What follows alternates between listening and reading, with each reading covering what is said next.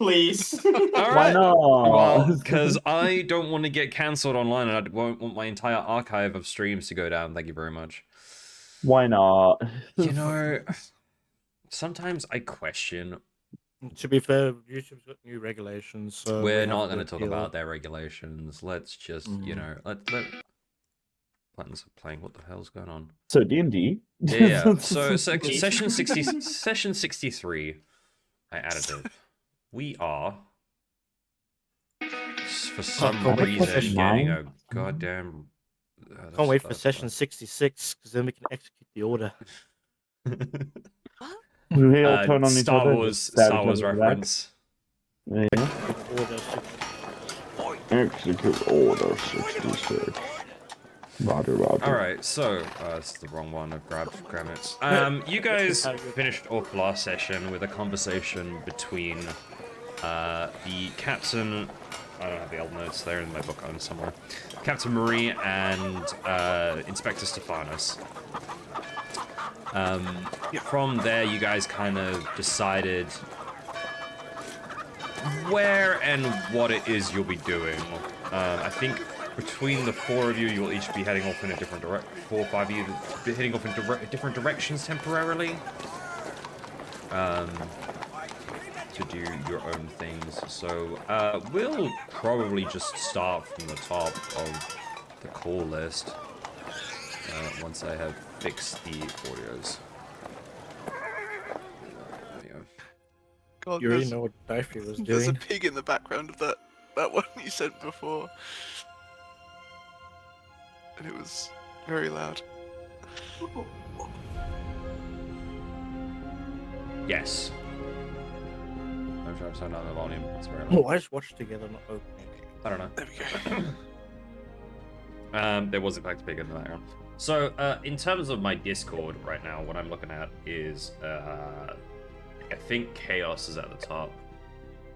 Yeah. Yeah, so we'll go from there and kind of work our way down, if that's alright. If anyone has any objections, or you want to jump in, or you want to switch things around, you guys can decide that. I'm just going off of whatever. So, Job, what is it you plan to do?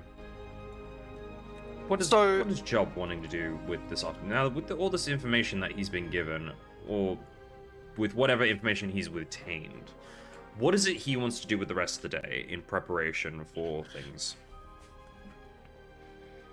We had a was it just like the afternoon of downtime, or was it a couple days? We'll give you they said they needed about a day and a half to kind of set things in motion, to collect the regulation forms that they need in order to go down back into here, make sure no one else goes in, so that only you as a party for adventurers can get in. They also needed to make sure that your guild was aware that your entire group is being hired for a job, so that the guild gets compensated and that you guys get compensated correctly. Does anyone have the in-game dates? I feel like it's the 22nd still.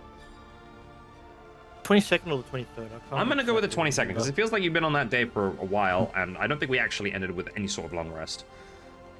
No, we have not had a long rest yet. Need a I long am rest, painfully please. aware. Well, I mean, you'll get one at the very least, so we'll go for that. Yeah. I think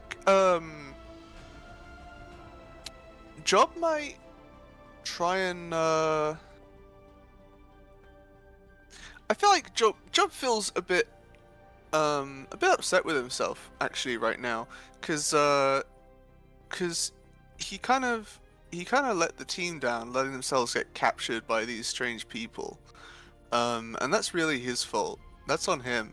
He should have been stronger. So I think he might just spend the rest of the day training. Like there wasn't as much as a guild hall, but maybe there's like some sort of like sparring arena or something in town. I don't know what there might be.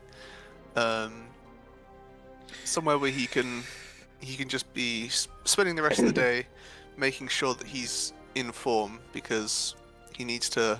Would you like to make either a perception check, an investigation check, or perhaps let's go with we'll go insight. One of those three. I I will absolutely do a perception. A How perception. about performance? Because he can be singing "Eye of the Tiger" as he just runs and just. God damn, no. That's not a d20. How did I not pick a single d20 out of my bag? That's impressive. There we go. 12. What was this for? Which one were you doing? Perception. Okay. Are you planning to stay within this spire, or are you perhaps going to go to a different spire? As long as we have somewhere to meet up, then I feel like Job will just wander around a bit. I'm going to assume you guys said that you were going to meet up later back at the tree root nest. Yeah. That tracks. Yeah. Mhm. Okay. So you've got somewhere to go. You've got somewhere to go back to. You know how to get there. Phelan knows how to get there. I'm pretty sure the rest of you don't, but that's something for you guys to figure out a little later down the line. Of course, you have magical abilities to communicate with each other. In terms of Ludenmor, let's see. Well, would you feel that Job made mental note of the roots of the city being a bit more on the lower end of the I guess hierarchy, the social economy? Yeah, we got that vibe. It was a bit more, Okay, I don't want to say dingy, but yeah. Yeah, okay, would you like to go there? To go and see what you can find? Yeah, it seems like a good place. Okay. Good place to go. Well, how would Job go about, in your personal opinion, how would Job go about it with a 12 for a perception check? I think,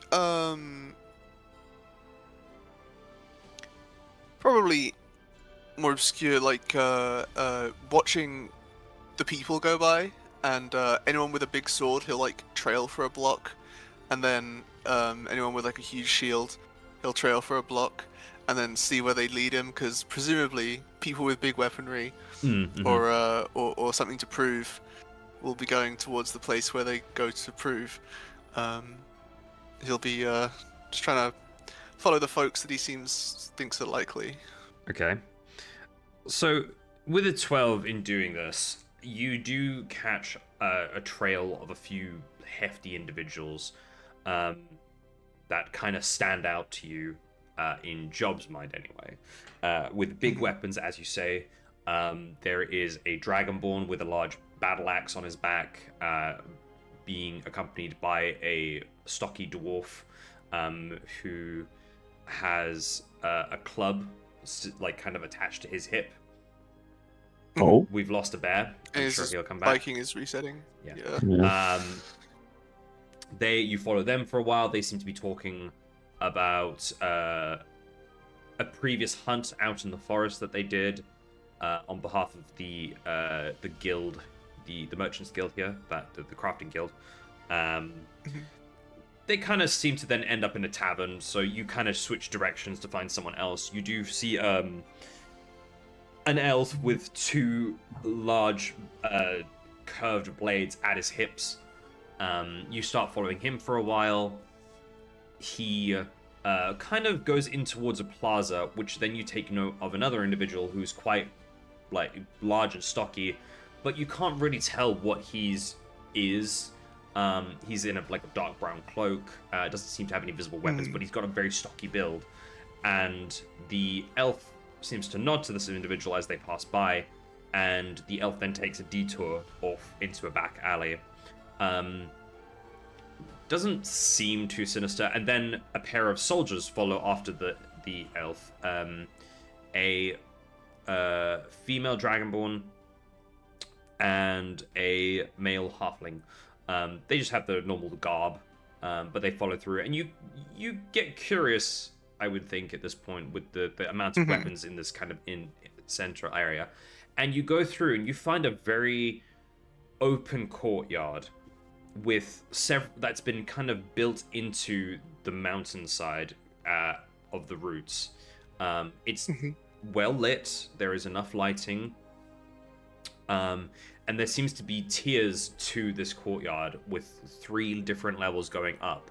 And a large group of people kind of enveloping the outer areas of this courtyard, you've stumbled across a fight pit of sorts, a very legal and allowed fight pit.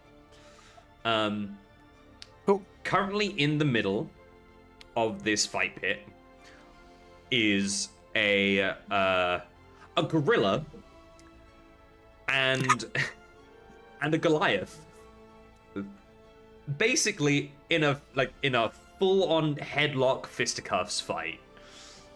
Yeah. Very legal. Yeah, very, very legal. The crowd is cheering. There are some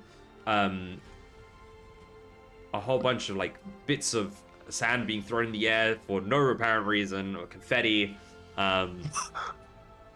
People are cheering on. There is a whole like area for people to stand. There are people up on balconies, up high. Everyone is like so invested in this, and a young human lady walks up, very nonchalant and very much in a more adventurous kind of garb. Perhaps she's from another guild, but you don't really see anything too notifying on her. So you found yourself to the fight pits. You want to place a bet? Put your hands in the pool, perhaps? Maybe you want a piece of the action. I would like to get better at what I do. I would like to train against these people. We don't do training, but we could probably work something out. I would say your best bet would be putting yourself in the pit with them. There's nothing like beating the shit out of someone else to train your fists to be a bit better at beating the shit out of someone. With the gorilla? Oh no, that right there is their own thing. We could put you in a bout though. You got any sort of discerning markings on you? Perhaps maybe a guild, perhaps weaponry, anything that's a bit more discerning. I am. Bring out. Well, I guess turn around because the stamp is on his barrel backpack, right? An adventurer. Okay, we can do that. Do you have a name, love? Yes. I am Job. Job. Nice to meet you, Job. The name's Glenda. I run this little business opportunity because who doesn't like a good fight pit? Don't worry, completely legal. Everything is on the books. Nothing ever goes through here without me knowing. And if you need anything, you can ask me. Or, and she starts to point around to a few individuals. They all have a white feather in their hair with a green tip. You can speak to one of them. Give me a moment. Let me see who I can find. And she kind of wanders in and out through the crowd, almost like a snake would through the grass, just dodging and weaving individuals. Would you like to roll an insight check? Sure. This would be a straight roll. Yeah. 8. She is very good at her job. Yeah. And you believe that more than likely you found what you're after. So I'll come back to you in a minute. Yeah. Who would like to go next? We have the siblings, we have Dyfree, and we have Phelan. Anybody want to go, or am I just going to go down the line? I don't mind either one.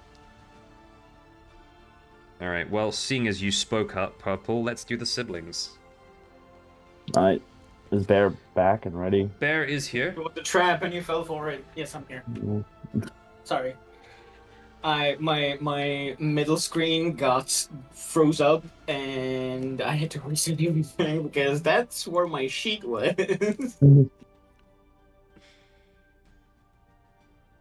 That's fine, not a problem. All right, siblings. What is it you'd like to do? Yeah, I think we're Um, getting a drink if we're talking about this shit. we need to get a drink and asking why she's here. Well, Fucking... you were still at a bar technically before everyone dispersed. So if you'd like to take your time in the room while everyone else leaves, you can do so. Yeah. Probably. All right, go for it. I'll go order whiskey and rum. Fucking one for me, one for Hope. And come back over, hand you the rum. So, sis, what brings you over here? What happened to your arm? What? Let's start with what happened to your arm. Are you okay? Like, what's happening? Is you seated, homie? What? This is me asking. This is not Hope asking. Are you seated? Are you on your ass? Yeah, you'd be sitting across. Yes, I am seated. Yes. I was I'm just gonna look at stand. you, and she's gonna go, okay, so first of all, drink that and get another one, and then I'm gonna tell you, because I think you're gonna need it. Okay. He goes and buys a bottle. There we go. How much is this going to set me back, Monk? Give me a second. Let me find the table. I'm gonna buy it. What did you order? A bottle a of whiskey, for a him. rum, and now a bottle of whiskey. What is this table? That's a weird one. Okay, that's loot. Gotcha. Bottle of whiskey? Yeah. Yeah. Okay, well you got a glass first, so that glass was gold piece of whiskey for whiskey, because you're in a high-end place. You're looking at about 6 gold a bottle. That's So, fine. 8 gold I spent. Cool. That's fine. Alright, Monkey taking technically them never out. told me how much money I have. What? From what? From me just existing before I Oh, joined you the party. Fucking 25. Sure. You've got a treasure that you can sell. You'll be fine eventually.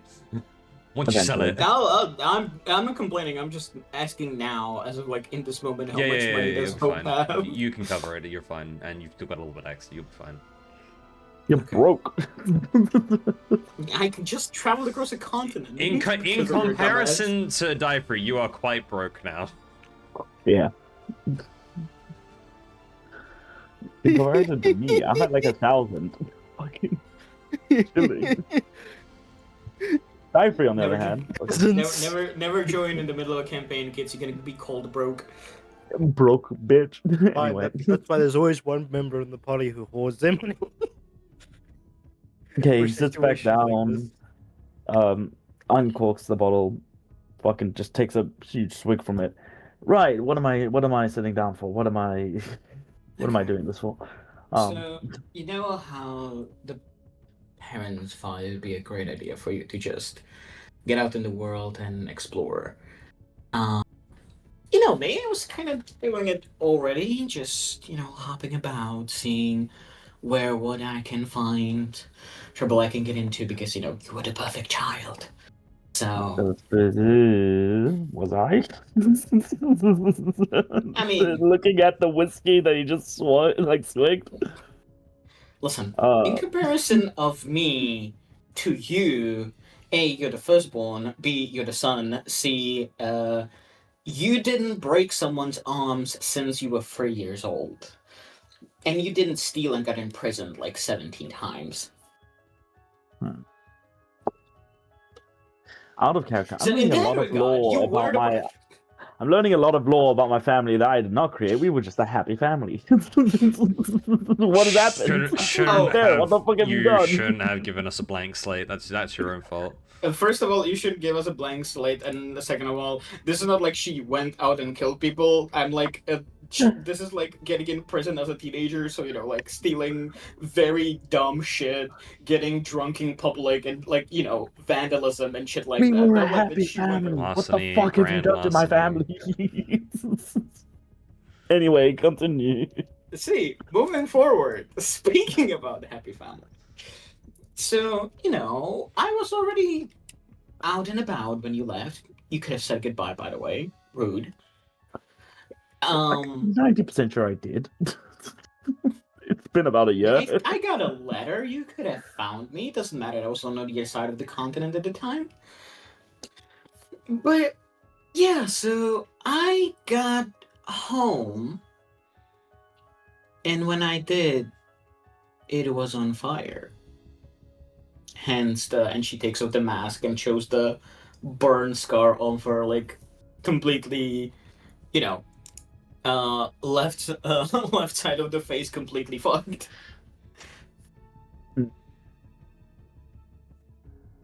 So that happened.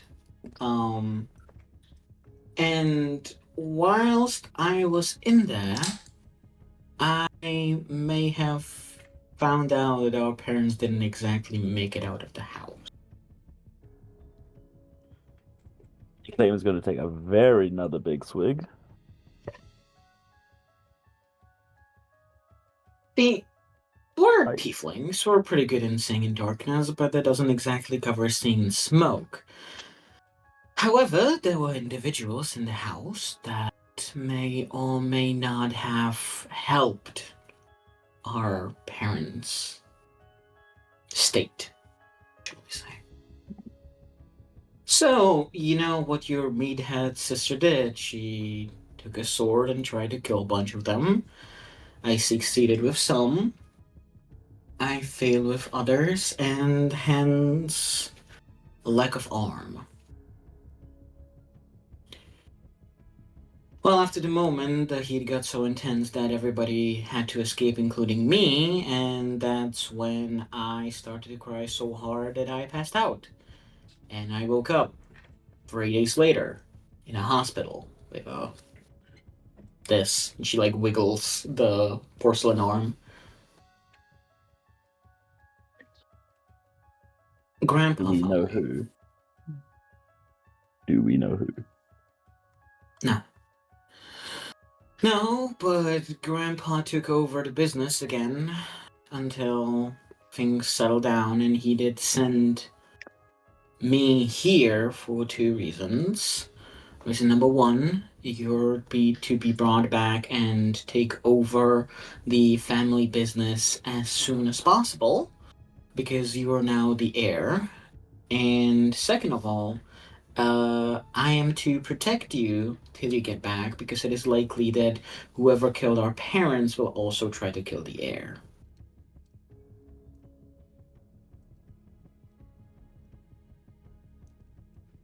This is a lot. Yeah, that's why I got it back to alcoholism. There's a reason. There is a lot of alcohol in this arm. Yeah.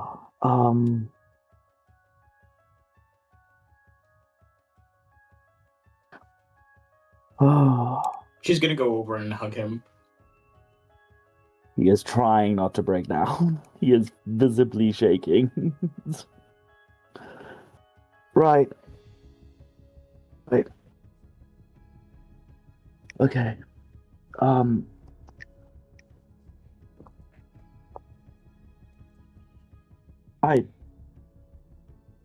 I don't know what to do.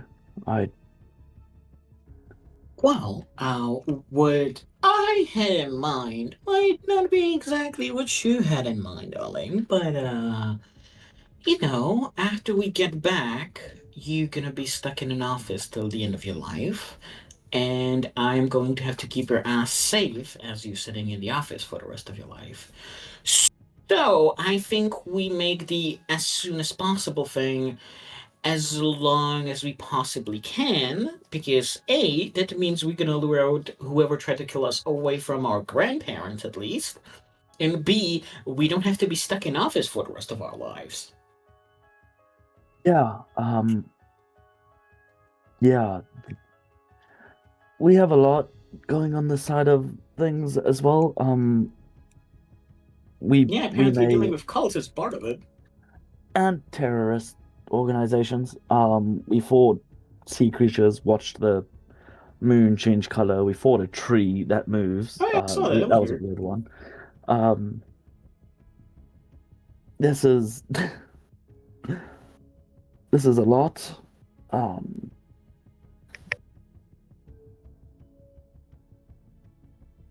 uh,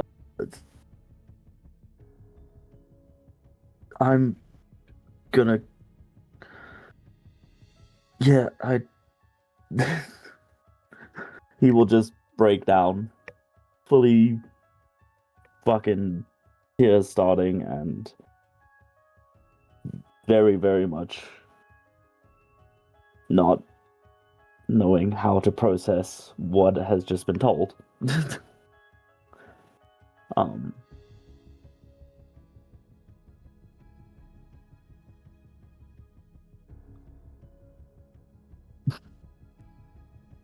She's gonna exist in his space if it's gonna help. She's gonna try to do her best to calm him down. Do you want me to roll anything for that monk or? No. I'm, yeah, that's fine.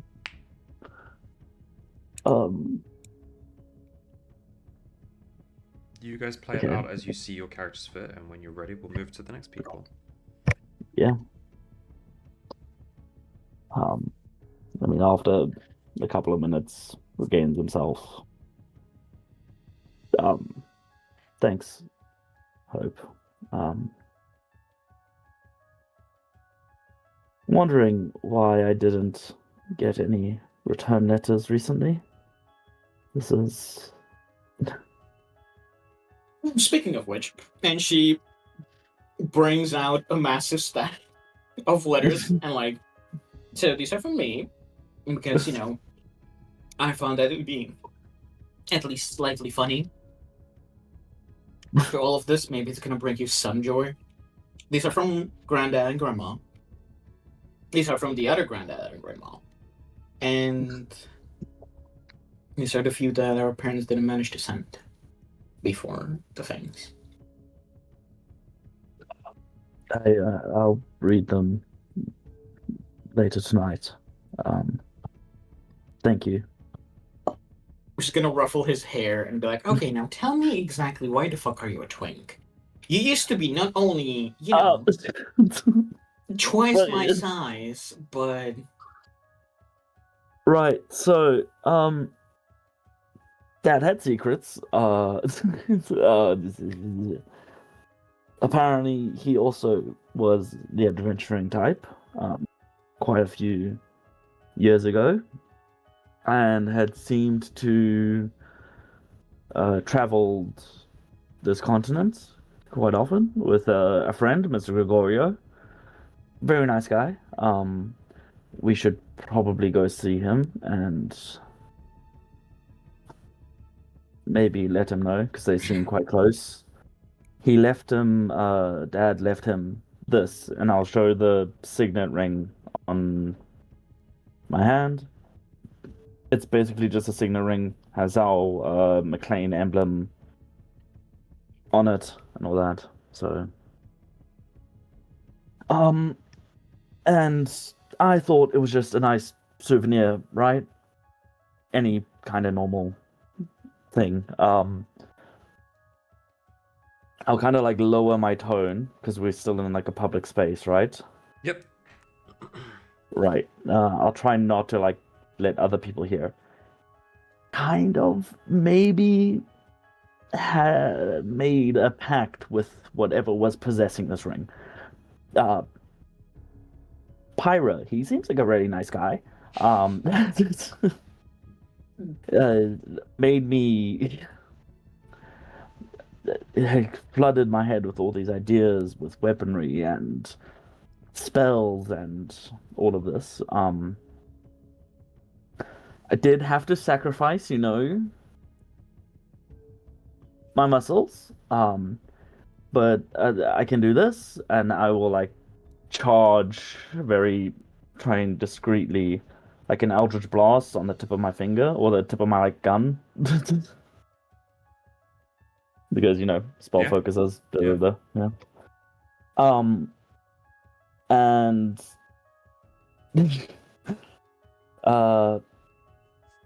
seems I need to check up on him as well. Shit, last time he does ask for some weird stuff every now and again. Last time was a body. And don't worry, he said he didn't care how it was gotten, so we killed some thieves. Turns out they were like honor among thieves kind of bullshit, but they stole from us. Retaliation just happens in a fight. I feel bad about it, but we move on. And he kind of possessed that body to explore and try and gather knowledge about this world. Kind of seems like the only thing he's interested in. And yeah, he's kind of allowed me to. He's given some blueprints. These aren't ready the final pieces, but I'll like bring out all my guns and kind of just lay them on the table, ranging from sniper, shotgun, and the 2 pistols. They're a work in progress.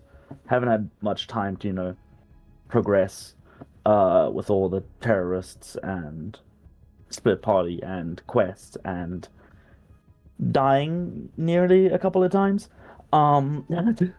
We will get to that. But yeah, so he made me this noodly arm form so I can do some sick ass magic spells. Don't know if it was the right trade-off.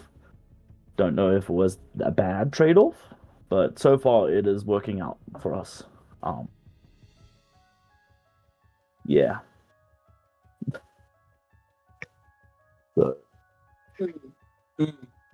yeah.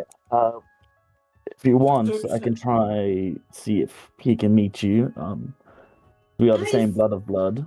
So, I listen. I love you, but let me clarify something. You have established a pact via a ring that a random dude that claims knows our dad gave you. And in this is an entity that took away all your physical strength for the ability to tinker unfinished weapons and give you some sort of magic that he can take away. I mean, I'm pretty sure if he takes away my magic, I get my muscles back. But we'll see how that goes. Okay, do you at least know what this entity is? Like, Now is you it a see, devil? Oh, for fuck's sake! Hey, I didn't say I was the golden child either, right? I have my own problems dealing with this bullshit. You're supposed to take over a merchant empire, and you've made the worst deal that I have heard of in a couple of months. I mean, it was a pretty good deal at the time. My plan was to see if I could mass produce these at one stage. It seemed like a good idea at the time. Yeah. I was gonna see if I could mass produce these by the end of it. It's taking R&D is taking far longer than I thought.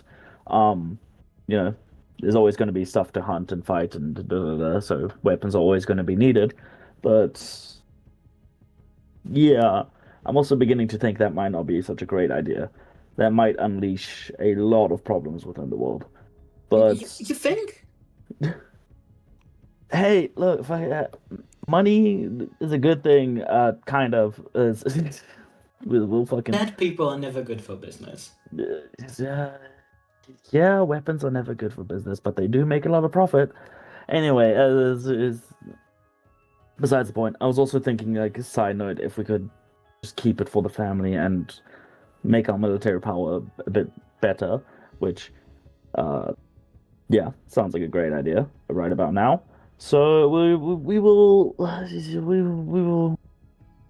we'll see how this plays out. If I fuck up, well, I've got friends, I've got you, I've got help. Yes. And if I fuck up very badly,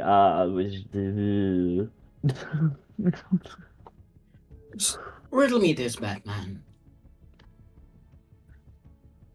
Yeah. I said that without realizing that we're in a D&D session. My brain is something. This is called autism, ladies and gentlemen. Anyway. Woo! Rat Just man. see me shapeshift into a bat. We'll retroactive it say rat man. There is a famous druid somewhere that is known for turning himself into a bat. It's fine. Anyway. Riddle me this, owlbear man. That's a good one. Owlbear man. Oh god. I'm gonna start selling merch to us now. Anyway. Can you... So you said that Dad was connected to this, right? Yes. Okay. Hyra knew him, Mr. Gregorio knew him, and... Okay, can you say for certain that you didn't fuck up something recently for him? I'm just, there's an inkling that it seems tad weird as a character. When did these attacks start? By the way, I don't... Monk? Which attack specifically? On the when family. did our parents die? Yeah. It's been a good maybe like 3 months since you left, technically, if we're going off the in-game time. If we're going off IRL month standard, it's been maybe what's that? 3, 6, 9 months since you arrived. 9 months, okay. And then when did I make a contract with... That's a great question. I might have the answer to that, actually. Give me a second. Because if it is 9 months, you've got a new story beat. I fucked up.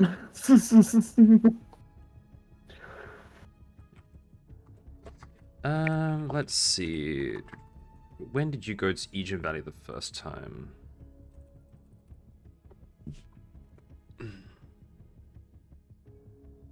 Session 19. So very shortly after Session 19, which was the 65th of the 4th in the previous year. So a good, couple months ago, maybe. If you're going in reality months, you're looking at about... In-game, just keep it to in-game. I'm gonna get confused. Yeah. Okay. So you've got 3 months in-game, and then in-game months. There are 4 months in a year based off the seasons. Yeah. So we'll that was a month ago. Okay. So basically end of last year for you guys. So I got this ring a month ago, and the attacks happened 3 months ago when I left. The attacks happened about 3 months ago. Okay. Let me get session. Let me get the exact date of session 1 when this started, because that could give you a bit more of a. Session 1. I don't think I've got a date in there. That's annoying. When was the first day I actually added this in? We traveled to. We're looking at about maybe the 2nd of the 4th, 594. Yeah. So it's been well over a month for you guys since you've actually met. Okay. So wait, how does that make sense? So you guys met on the, because a month is a season, so we're looking at 93 days a month. Oh, you're talking about how me and Dyfrey met. How you met the party, all right? You met the party. party. So me and Dyfrey. You and Dyfrey met exactly about 100 days ago, give or take. Okay. If not a bit more. You guys have not been together that long, and you've already gotten into so much shit. You met up. So the 2nd, so 63 days after meeting, you were in Egen Valley, and that's when you got the ring. You made the cool. pact a few days later, and here you are. So right, so just about a month ago is kind of like the ballpark. Yeah, basically. Cool. We'll go. Let's go with a season ago. Yeah. I don't. Considering the timing, I don't believe so. I made this pact about a month ago.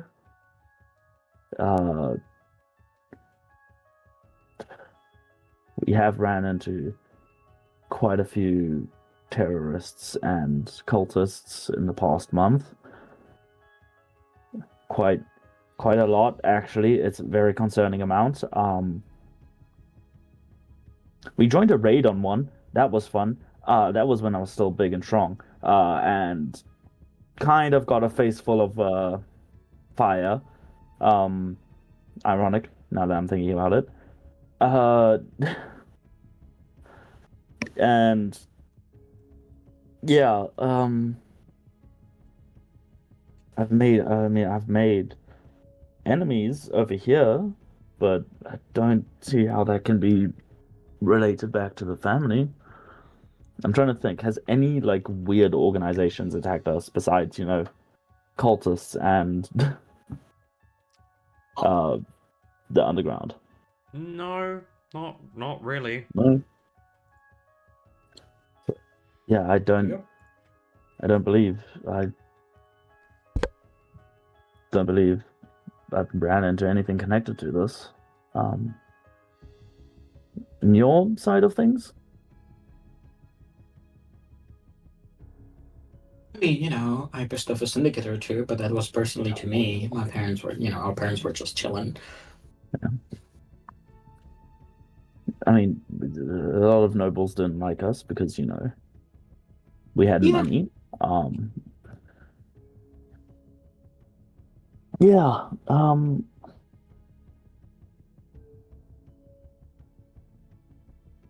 hopefully they come hunt us down. I wouldn't exactly go for hopefully, but at the same time, probably better than them going after our grandparents, so. Yeah.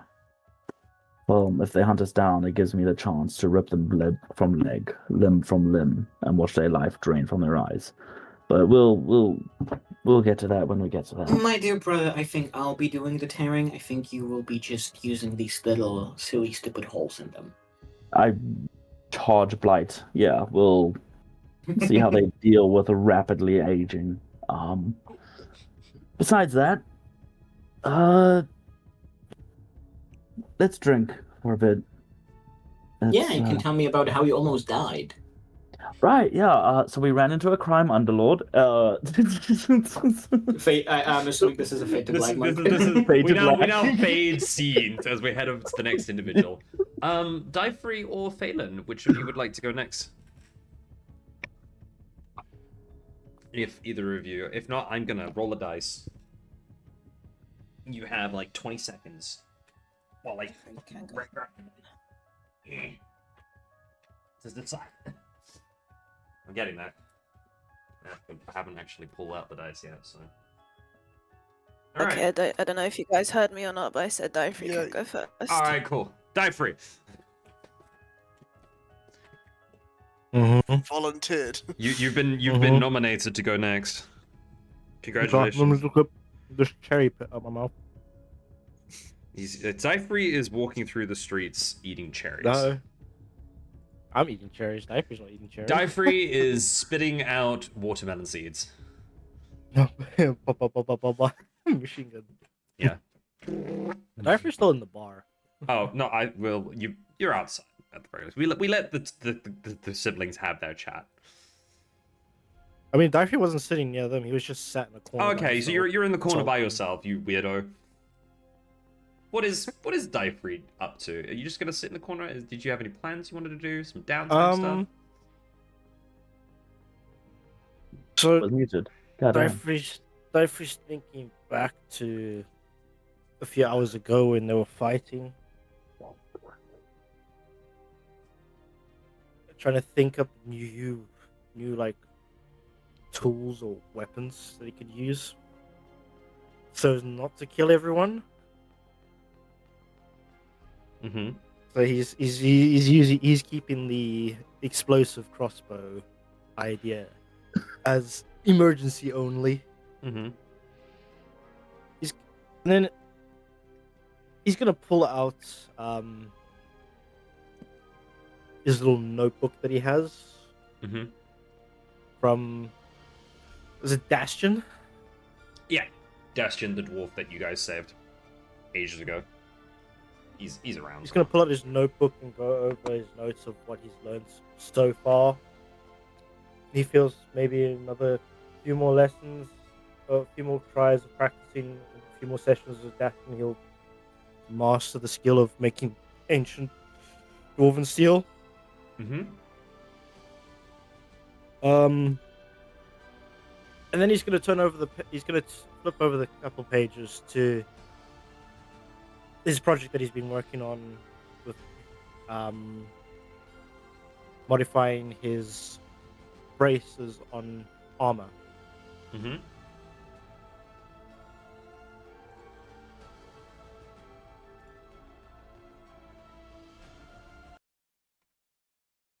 Changed. Very jarring when you change song and it just cuts at like a Sorry, very yeah, high I point. didn't. That felt very dramatic for him sitting in the corner. Yeah. Yeah, that was a bit dramatic. Nah, let him aura farm. So Just a montage of him writing. he looks over this primitive design that he sketched down and pulls out what he's worked on so far with this contraption. Mm-hmm. And he's going to look at it and think it's not really worth him using it himself, as he's more of a heavy weapons and spellcaster. And then he tries to think who in the party is more. This would be more beneficial for. He was originally thinking Job, but then he realizes Job just likes using his fists. What contraption are we talking about here? The hidden blade, Oh yes. that contraption. Right. You're attempting to make the creed. Gotcha. This is how the creed is formed. Except it's not called the creed.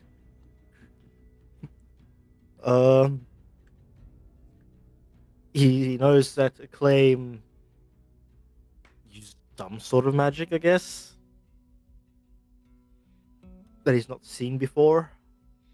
Mm-hmm. And then he knows that Valen obviously uses druidic magic, so close combat's not really her type of thing.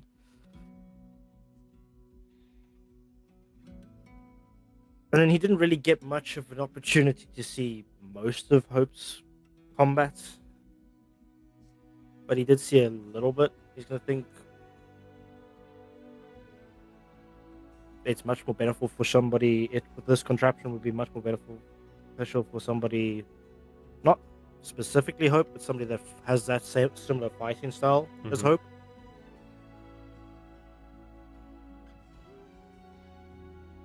And whilst he's thinking on that subject, he's going to go, "Oh yeah, did she take her arm off at some point?" I think you did see that, yeah. And he's going to go,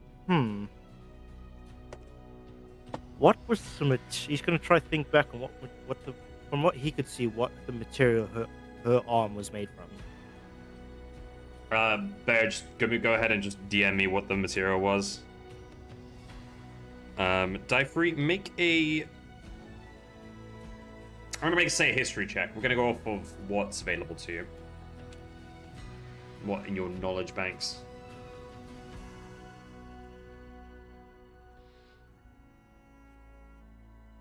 Where's my spell sheet? Not spell sheet. Where's my skill sheet? There we are. Oh yeah, that's what you took. I remember now. Huh? No, I was just reading a message from Viking regarding the material. Yep, no worries. Make some tea. Tea is good. And that. He... Yeah, roll me a history check on that, and we'll see if you are aware of 19. 19? You picture back in the moment of being in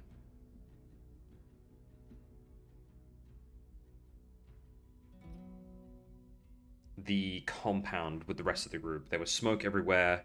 You just basically finished beating the absolute crap out of that mercenary group. And you recall Hope taking off her arm. And then the color of it, you can picture it quite clearly. You think of a few different things, maybe ceramic, ivory. But the shape of it and the grain of it immediately reminds you of porcelain. It's more than likely porcelain. You have... That's probably what it could be, but you might need a closer look to confirm your suspicions. Whether or not you'll be allowed is completely up to chance, but...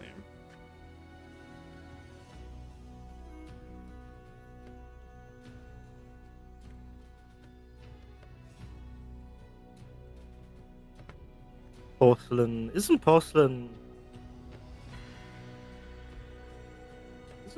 brittle? Can be. You If can sh- temper I think it. if it's... If... Specifically for what Hope uses it for, I think it'd be made in such a way that it would need Porcelain a certain... is highly brittle. While it is incredibly hard and dense, it lacks the ability to bend or flex under stress. This means that when it is subjected to sudden blunt impacts or dropped heavy objects, the material cannot absorb the force and will crack, chip, or shatter. But this is a fantasy world, and things can be enchanted. And magic items do exist. So we'll go with roll me an Arcana check. Let's go with that, shall we?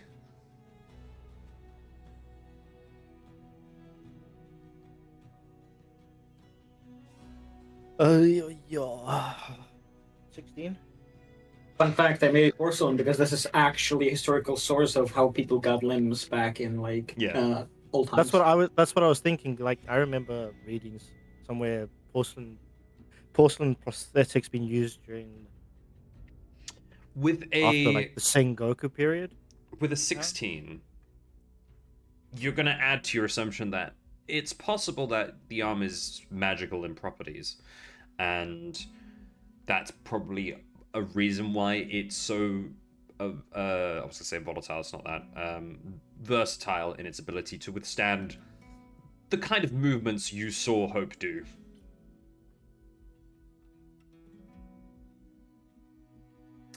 But it does tingle your craftsman senses.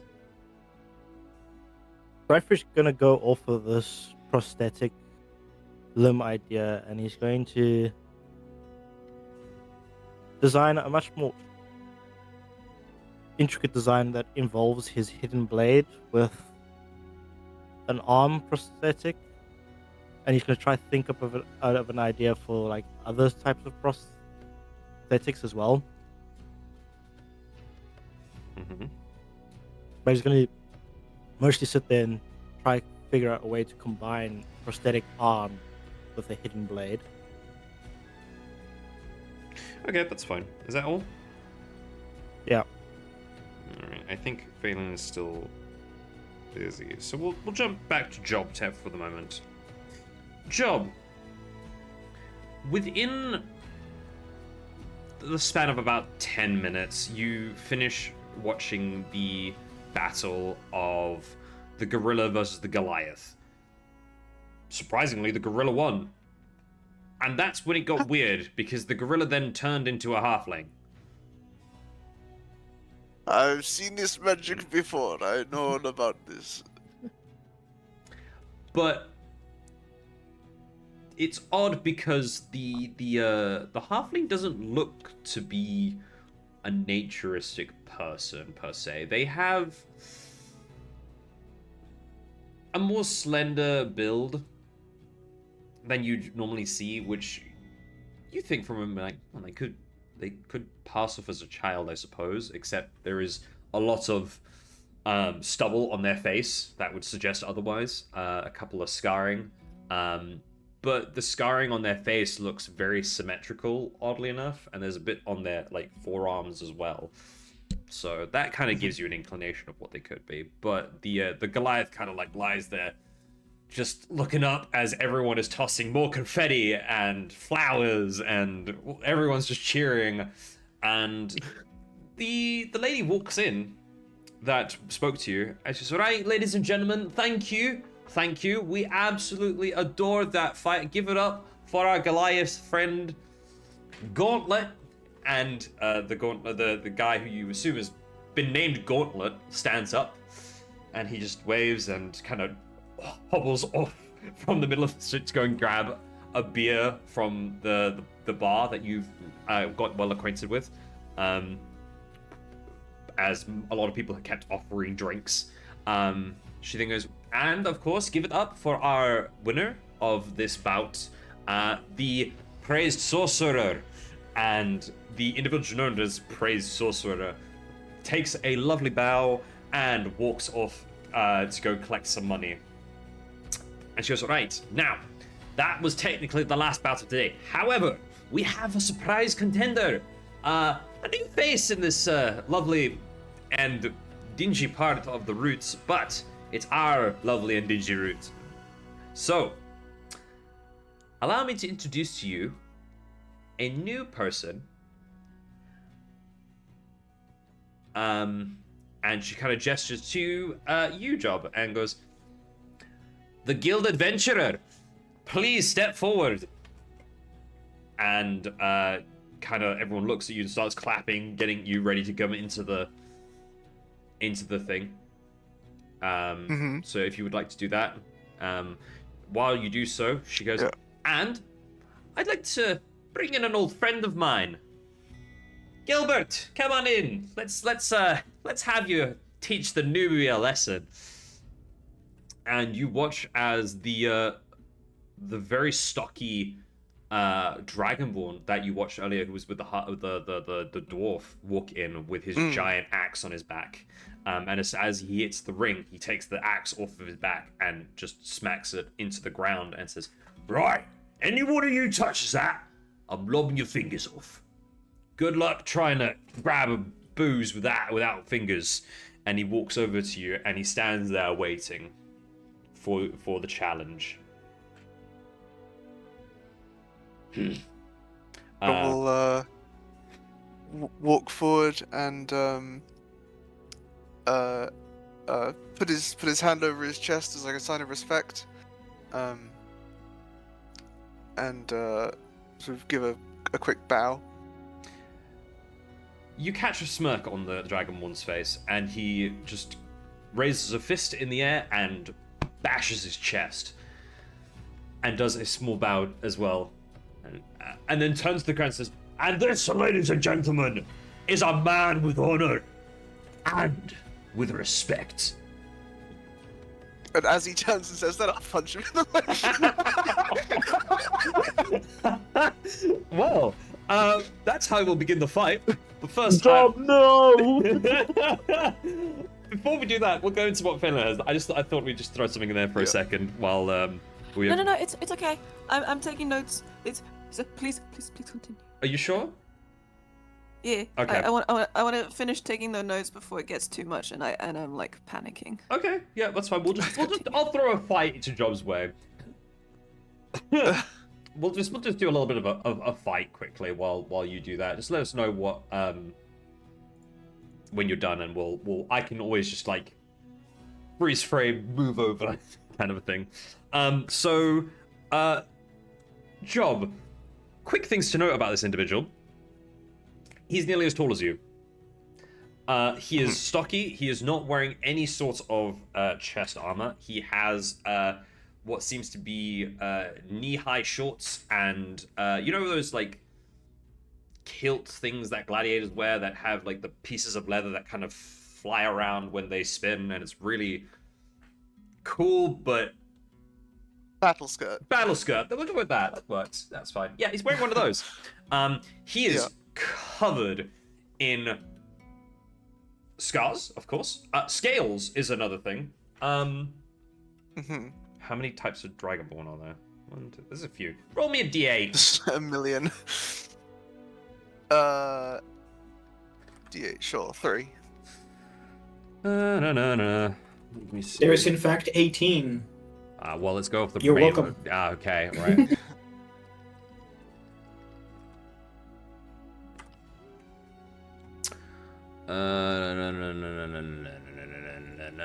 No. Well, you said, oh yeah, there's a lot because I was just going off the color basis ones. Give me a second. Let me. Chromatic. Yeah. You said 3, yeah? Yeah. Well, on this table, number 3 is brass. He is a brass dragon. Oh yeah. Boy.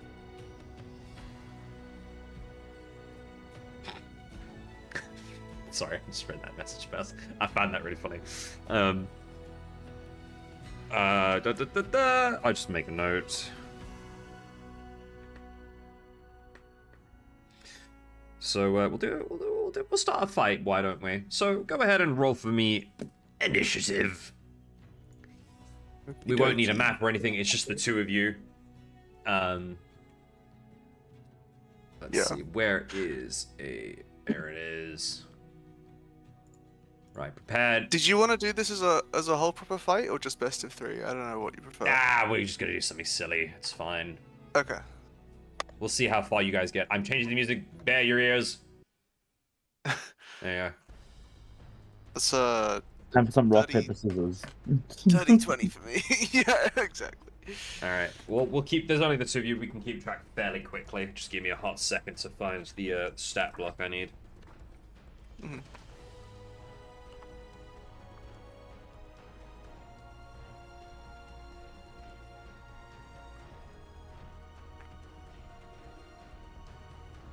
Yeah, that works.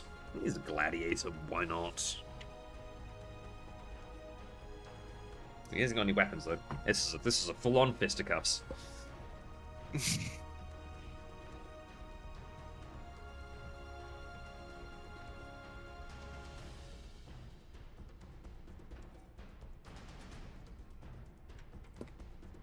need more table space apparently. I'm running out. All right, he's rolled a 9 total. Yes, 9 total. Okay. So you will be going first, and so you go ahead and roll me.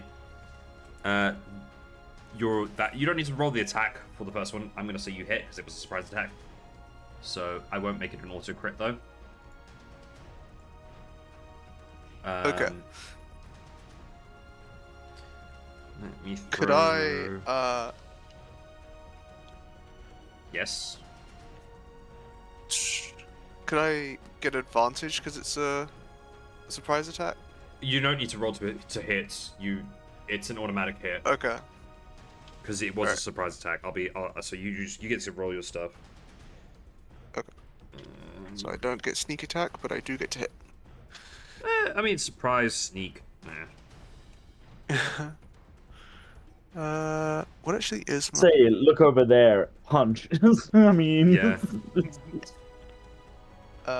Okay, in that case... What did I call this guy? Gerald?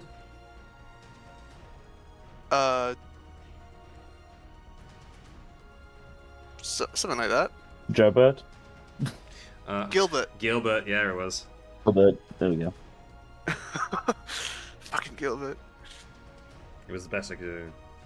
Yeah, let me just write this down so that I remember.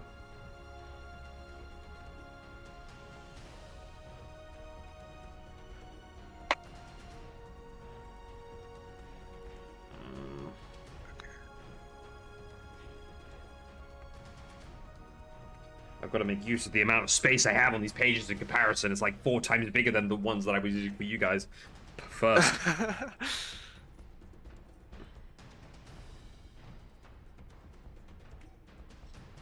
Alright, so I'm just going to throw that into there. So we've got...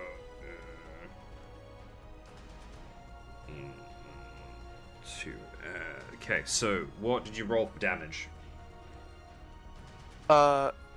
So I rolled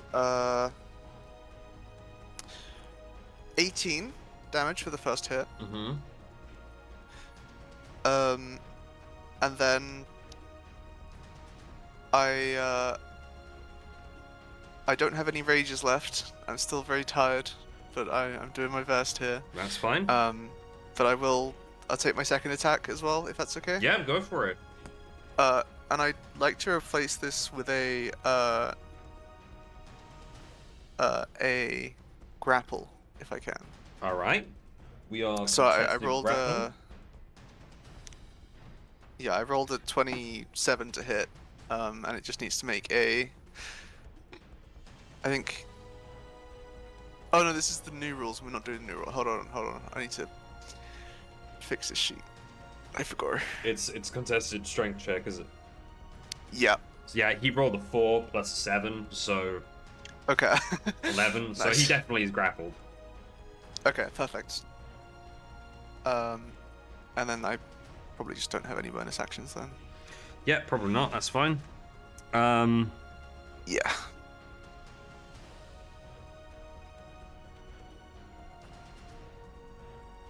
Okay, noted. So he sneers and he goes, "Ah, nice trick. Let's see what you can do with this." And he's gonna grab your head and try and fling you over him. I assume you kind of got around him and put him into a headlock of sorts, yeah? Yeah. Yeah. Like that. All right. So he's gonna make this check. Is Job gonna get yeeted? We're about to Job see. gonna get Hey, yeeted? Job, roll for that strength contest. Contested strength. Okay. Yeah. Let's see. I'm pretty sure to get out of Is it. this strength or athletics? It would be in athletics, yeah. Athletics. Okay, so it's So this is down to 14 athletics plus check. 9. What is that? 20, 23. Well, he rolled a 16 plus 10, so 26. Ooh. So he Okay. grabs you by the head and just throws you over him. People have to move out the way as you go flying past him and into the ground. You don't manage to hit anything, which is good. But you get up, you kind of stagger out your way back to your feet, and he's already charging at you. And he just brings a flying right hook right towards your face. So he's going to roll to attack. He does get a multi-attack, so it'll be three punches. But we're just doing punches for it. So his punches are going to be very different to yours. Because it's an action to escape a grapple, right? You're correct. Yeah. That's fine. You are correct. We'll have him running at you, and that's when you can take your turn. So go for it. Hell yeah. Okay, perfect. I get right up next to him again. Mm-hmm. I'm gonna charge right straight at him as well, and I will use my bonus action to steady aim. Mm-hmm. So this is kind of just like a different type of reckless attack to get advantage on its hit. Wait, where did steady aim come from? Is that a new thing that I'm not? That's my rogue 3. Okay. Gotcha. Yeah. All right, fair enough. I got options now. He's got options, guys. 25 to hit. 25 to hit. 25 does in fact hit. Wonderful. And then that is, let's see, 8, 14, 19 bludgeoning. Okay. And then I'll use, I'll try and grapple him again with my other. Go my for other it. attack. This is a save. Yeah. This will be a save, not a skill check. Because he's got a save from me, I'm pretty sure. Let's see. Yep. Oh, I rolled really badly. He What did I rolled 19 plus 7, so he's got a 28. Okay. Yeah, he's good. Alright, very nice. Not this time. Yeah, that's me. Nice. So he, you go in for a blow to the face, or perhaps the jaw, to kind of stagger him back, aiming for that grapple, and you clock him real good, and he just holds it and looks down at you and grins. He seems to be quite weathered in this sort of battle, and he goes, you just see him kind of like shrug, and wham you back in your jaw. So we'll go for those 3 attacks. That's a nat 20. Nice. To hit that one, so we'll do them. I'll see which one's attack, and then we'll go with the damage. That's a 18 to hit. Yeah. Okay, so 2, and then 14. I don't have my shield on right now, so the 14 does hit. Yeah. All right, cool. So he has the brute ability, so melee weapons deal 1 extra die, so technically his hands count. However, he is not a monk, so he doesn't do dice-based damage. It's all ones, technically. Yeah. So, you're not 1 raging. plus your strength modifier, Yes, right? correct. So he's hit you 3 times. What I'm gonna do is so with the net 20. So each one is gonna be 2 for instead of 1 because of the brute feat ability. The nat 20 is gonna double his first one, so that will be 4 plus 4. So you got 8. 9, 10, 11, 12 damage from 3 hits. Okay.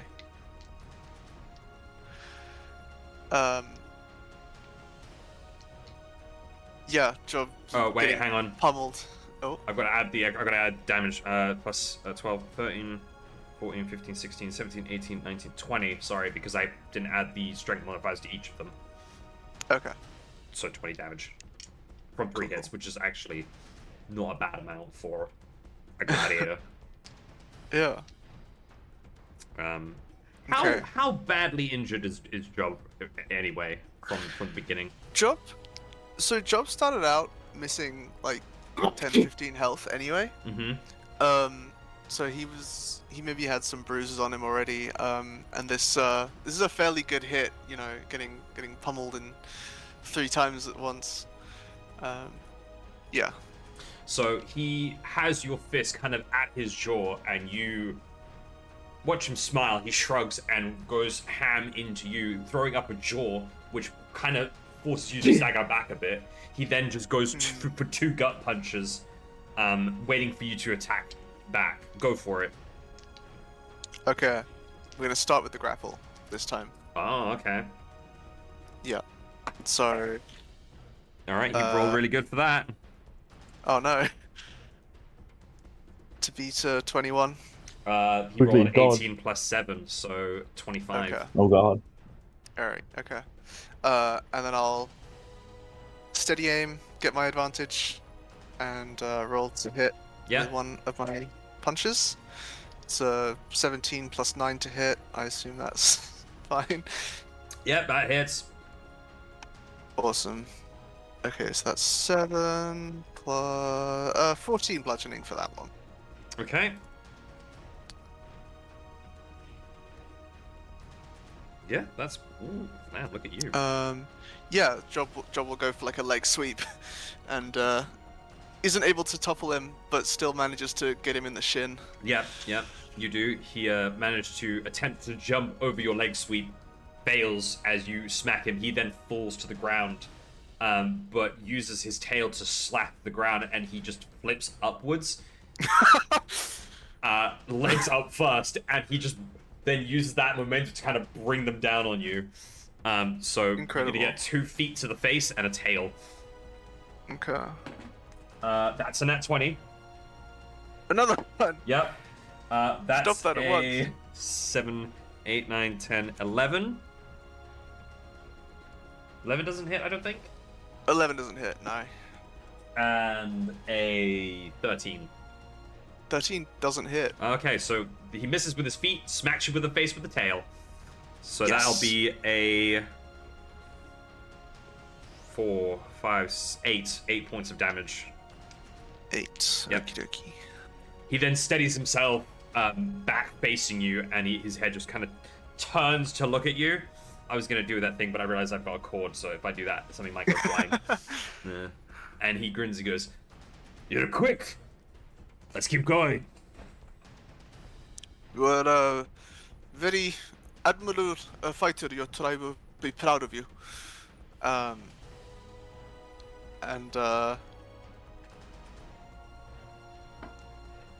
Let's see.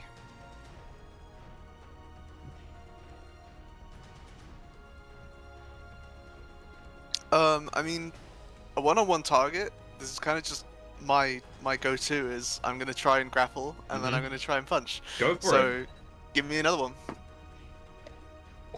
Never mind. Don't even try. Why would Don't you? even What bother. did you roll? I rolled a 3 on the dice. I rolled a 2, so Oh. he's got. Okay, hold on then. He's only got a +7, so that's a 9. Oh shit! Then I have a 12. Oh, there you go.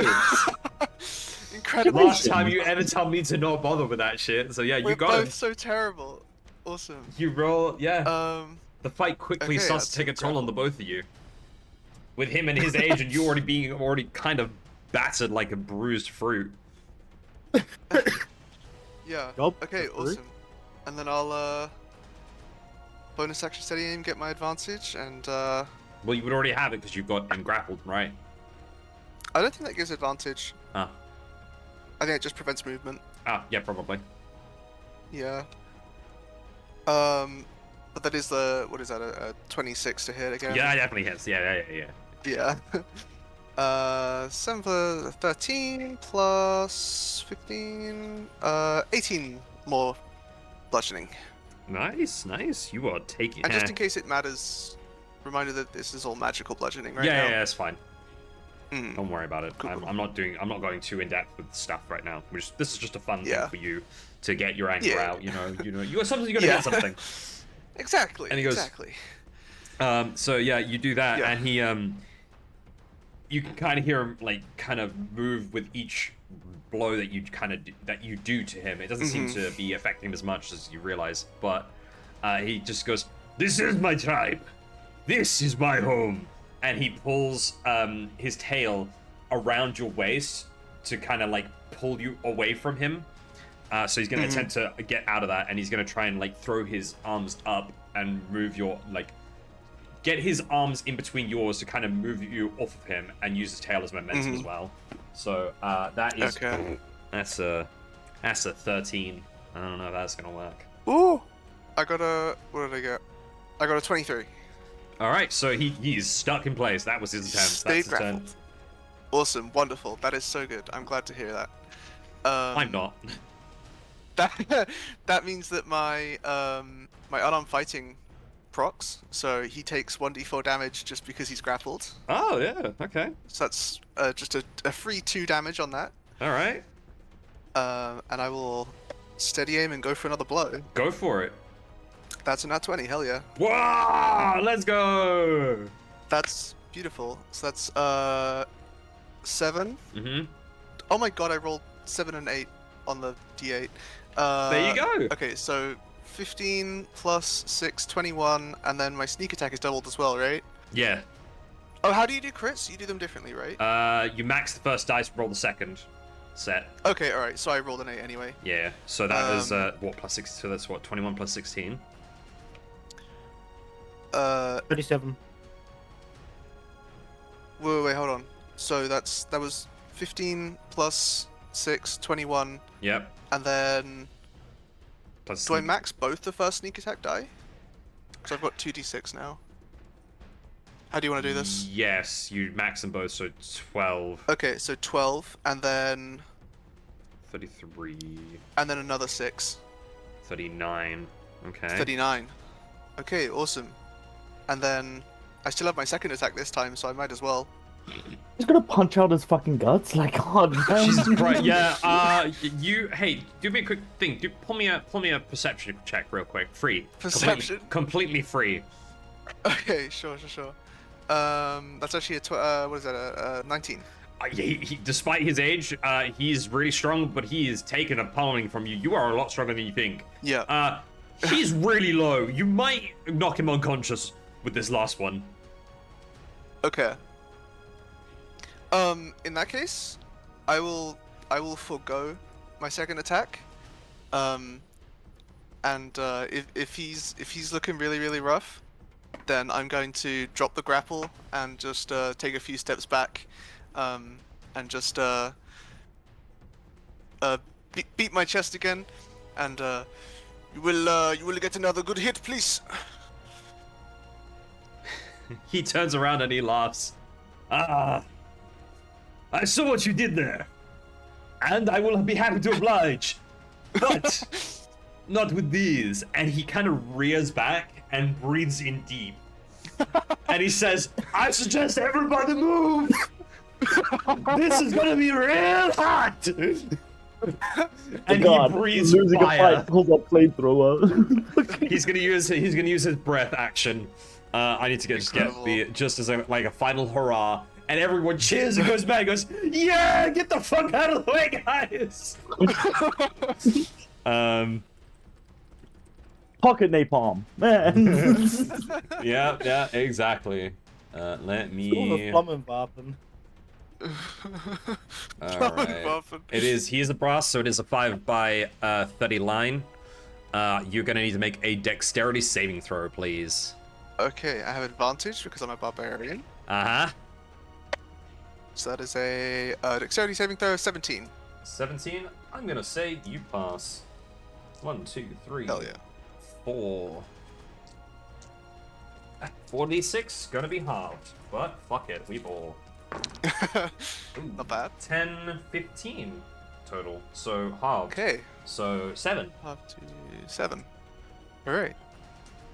Yeah, that does drop job below half, so he's some of his fur is singed. Fuck you. It drops me below half. That's mean. How dare you taunt me? To be fair, I was at 44 and half was 43, so yes. Alright, and with that he kinda looks and he goes, very nice. It was at this point that the breath turned into a breath of an ancient dragon. yeah, he just turns into a dragon. He stands there and he goes, very nice. I applaud you. That was really good. This is good.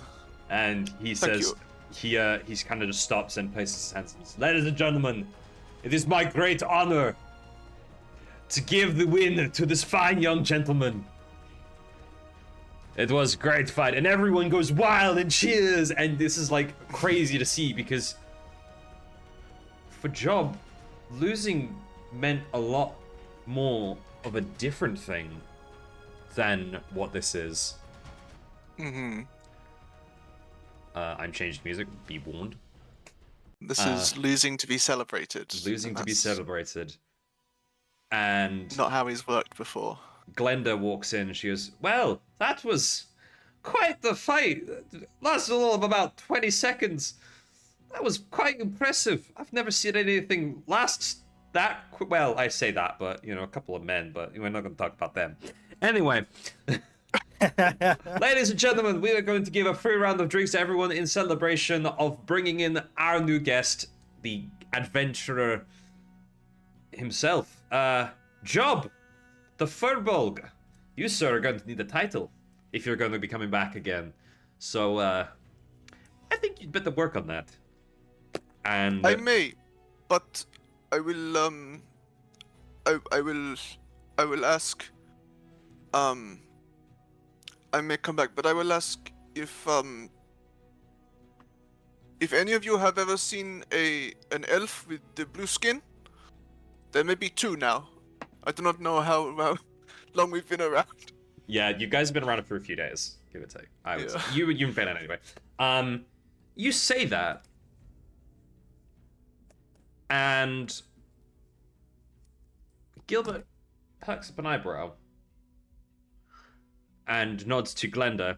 Glenda nods back and she goes, right, that'll be it for now, everyone. Feel free to get your free drinks, have a mingle, feel free to walk around in the arena, just so that we've all got a bit of space. We'll be back tomorrow for the next roundabout. Thank you all so much. Have a lovely evening, and if you're bored and hungry, there is a lovely diner not too far down the road that my dear cousin owns. Go and say hey. Let her know that I sent you all. And that's it. A round of applause, everyone. And everyone starts cheering. You can see that the Goliath and the halfling from the previous round are kind of intermingling already. People are starting to mingle. And Gilbert walks up to you after having picked up his heavy axe, and he puts it back on in its sheath on his back. So you're looking for a blue-skinned elf, yes?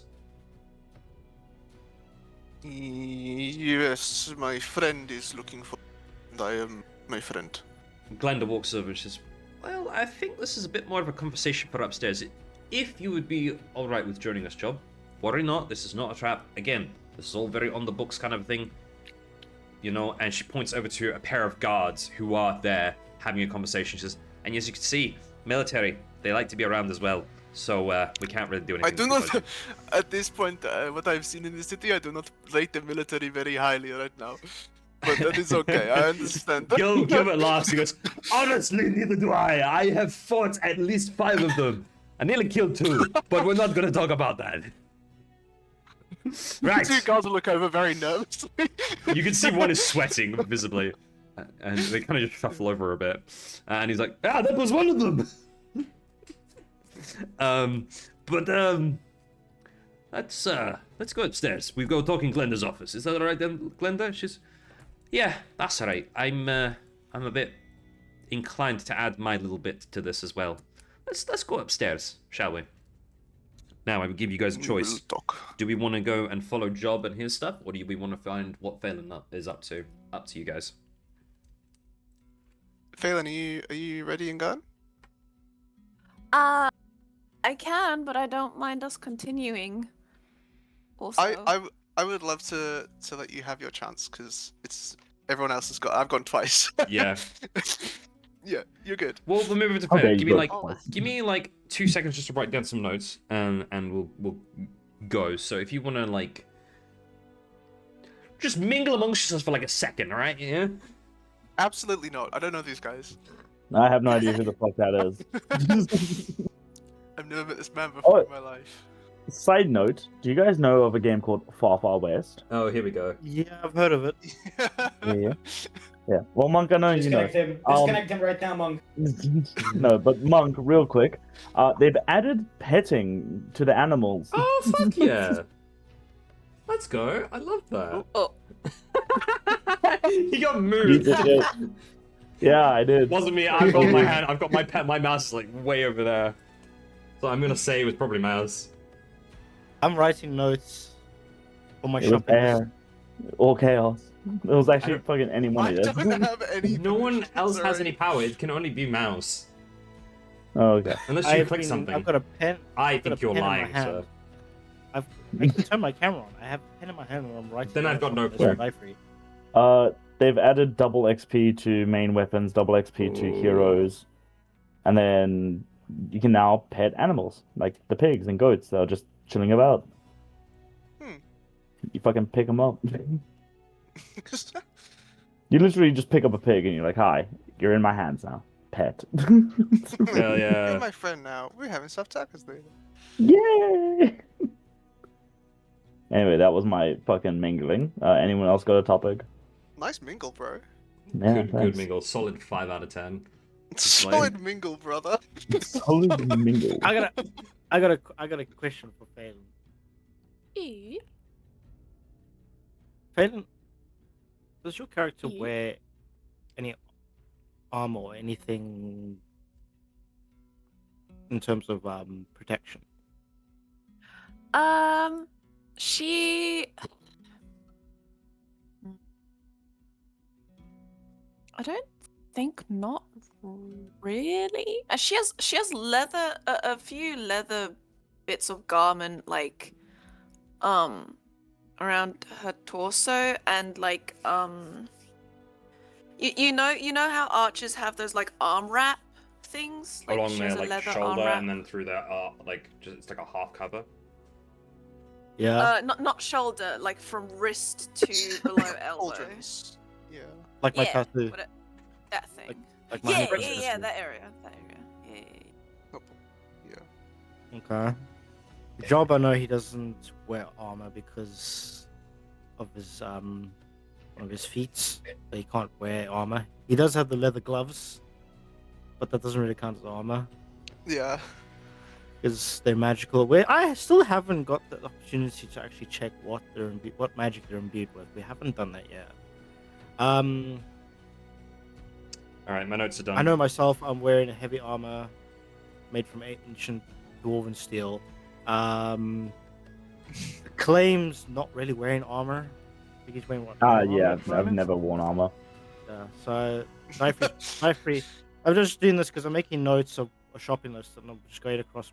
That's what made me laugh early. He's like, I'm just making a shopping list, guys. And I'm like, what the fuck is he doing? So, because after Phelan's turn, either we're gonna go back to Job or myself for Dyfree, because Dyfree's gonna go do some provision shopping for stuff. Mm-hmm. So I'm just going through what people are wearing so I can get an idea of what type of beneficial things I can buy to improve people's defense so that we don't end up losing so much health points the next time we have a fight. I mean, I should be fine. A claim. I can remember to I dodge. It's like I know an armor set actually works well with warlocks. That's lightweight, so I just need to check with Monk in a bit. What metals exist in this Fantasy A World? lot. There are a lot. There's so many. I don't even know off the top of my head. Anyway, Does Iron I've got exist? the yes, Iron exists. Yes, Iron exists. I work with Iron a lot. I have done my notes. I am ready for Phelan. Phelan, Ron. what is it you'd like to be doing? Ugh. What would Phelan like to be doing with her time free, as the group seems to have very quickly dispersed? I believe you wanted to go and catch up with the captain. The what? The captain, Marie. I did. Yes. Yeah, I do remember you saying that. Oh, Not anymore. Right? Well, She not had anymore. information, right? She mentioned something, yeah. Mention something. Where are my notes? Mine are in my very Oh, that's right. Big Okay, thing. okay. Before she could leave, she just wanted to get the name of the tavern the commander had heard people mentioning another blue elf. Yeah, for sure. You can catch up to her as everyone kind of disperses. Dyfrey goes to a corner, Job or heads off in a different direction completely. The siblings they stay in the room. The inspector was also heading out with the commander. And she kind of looks to you and goes, I'm sure it was a certain place. I believe. I mean, look, with all honesty, it was a bunch of drunken rambling, but a lead is a lead. You're probably looking for...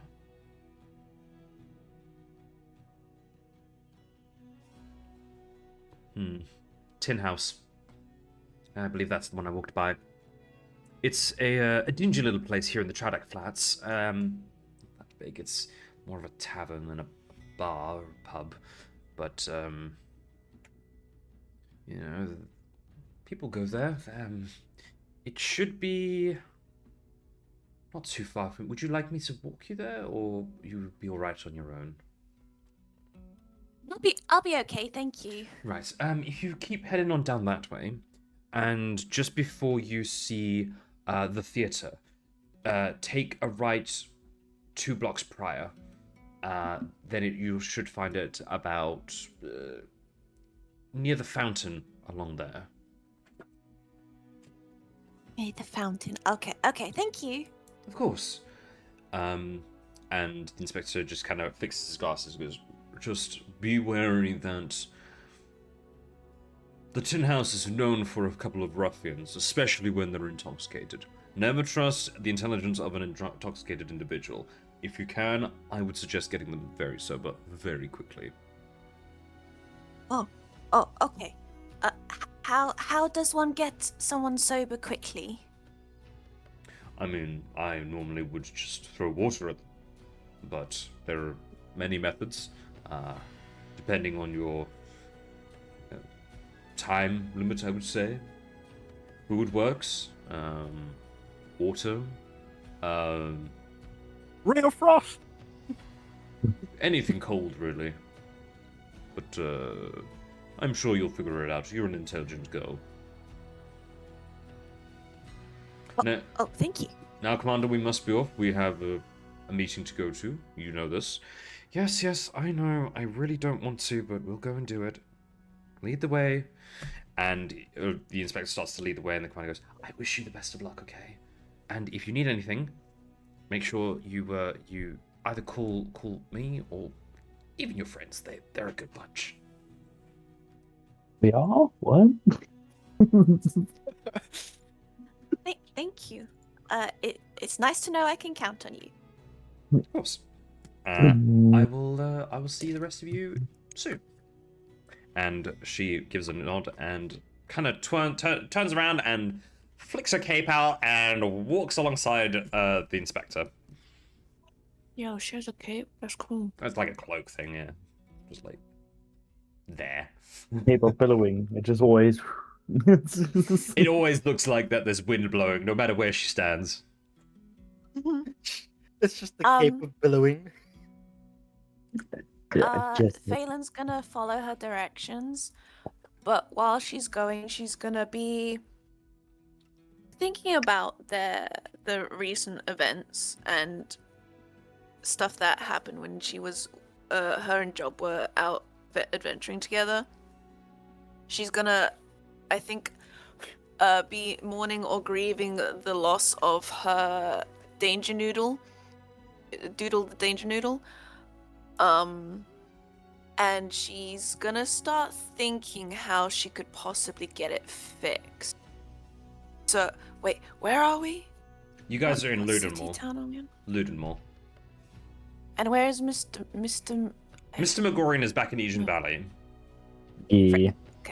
Okay, so she's gonna plan to visit him when she gets back there. He's not in Egen Valley. He's currently dealing with the consequences of using a teleportation spell back in. But she doesn't know that because you haven't said anything.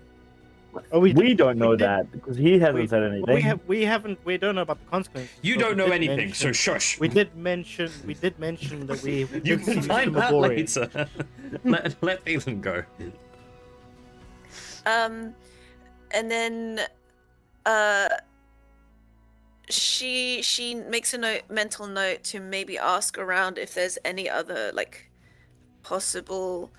She knows Diefrey has some forge dealings, so she can ask him for his opinion too when she meets up back with him. But for now, she's just gonna head over to that tavern.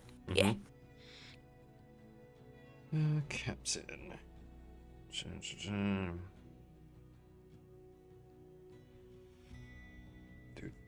Okay. So you head down the streets a good maybe 10-20 minutes before you see a building that looks to be what a theater would look like. Grand entrance, windows kind of lining the entirety of the front face of it.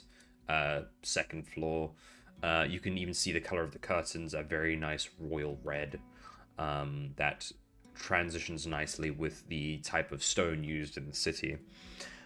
You then count the blocks before it, and you take the second one, heading towards a small square with a fountain in it.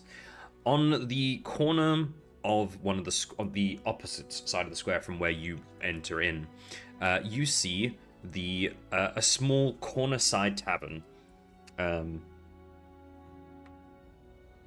Just write that down so make sure you got it right. The entrance sits on the corner of the building itself, making a small flat face, creating less of a corner and more of a curved sort of building.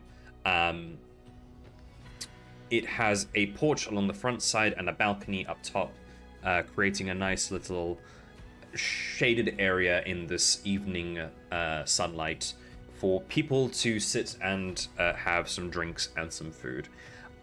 Also allowing for the soothing sounds of the fountain and the chirping of birds, despite being up so high off the ground, to add to the allure of the place.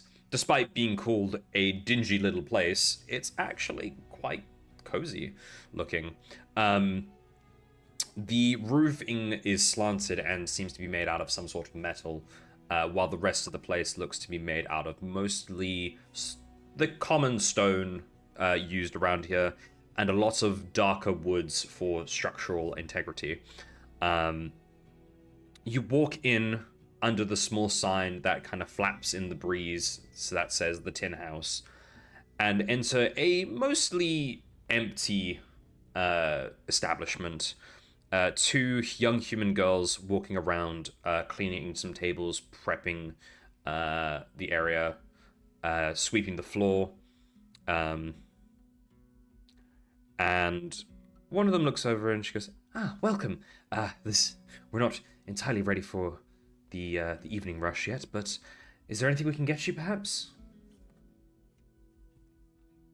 Information, if you have. Ooh. Wait, I don't suppose I know the gentleman that spoke about this. Okay, have you heard of or seen yourselves another blue elf like me? They kind of look at each other a bit unsure. Have you got any more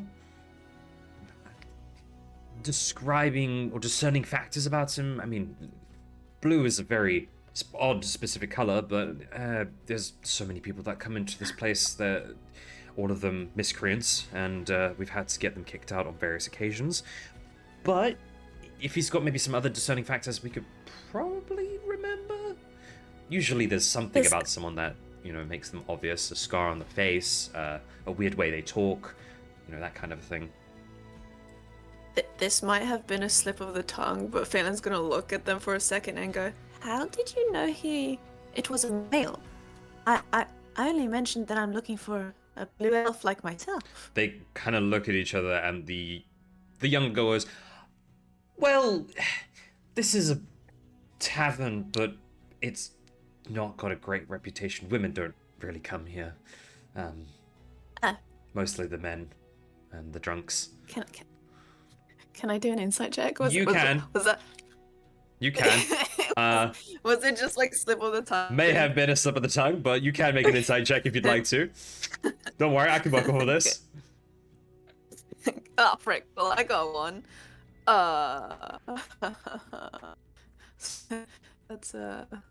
That's 7. The younger one seems to know exactly who you're talking about, but isn't trying to give it away, but is doing a very poor job at it.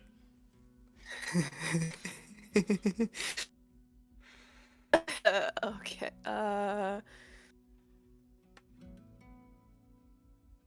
I'm not here to start trouble, but I really would like to know if you've seen or heard anything about this blue elf. Make a persuasion Now, I check. kind of caught you, and I can see you're lying.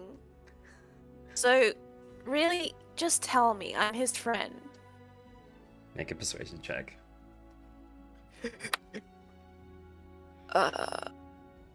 15. Right. The older brunette kind of looks at the younger, darker-haired girl and says, I think it's best you tell her. She's clearly a bit more insightful than the drunks we deal with. And if we need to, we could probably get barracks as well. I think it'll be alright. Would you... And she turns to you. Would you like a glass of water, perhaps? Something to drink? In them? Oh, all right. Water would be great, thank you. She nods, and the older brunette walks off to go get some water, and she offers a seat near a window. Well, where to begin, really? I don't know his name, but he came in here a couple of weeks ago and needed a room.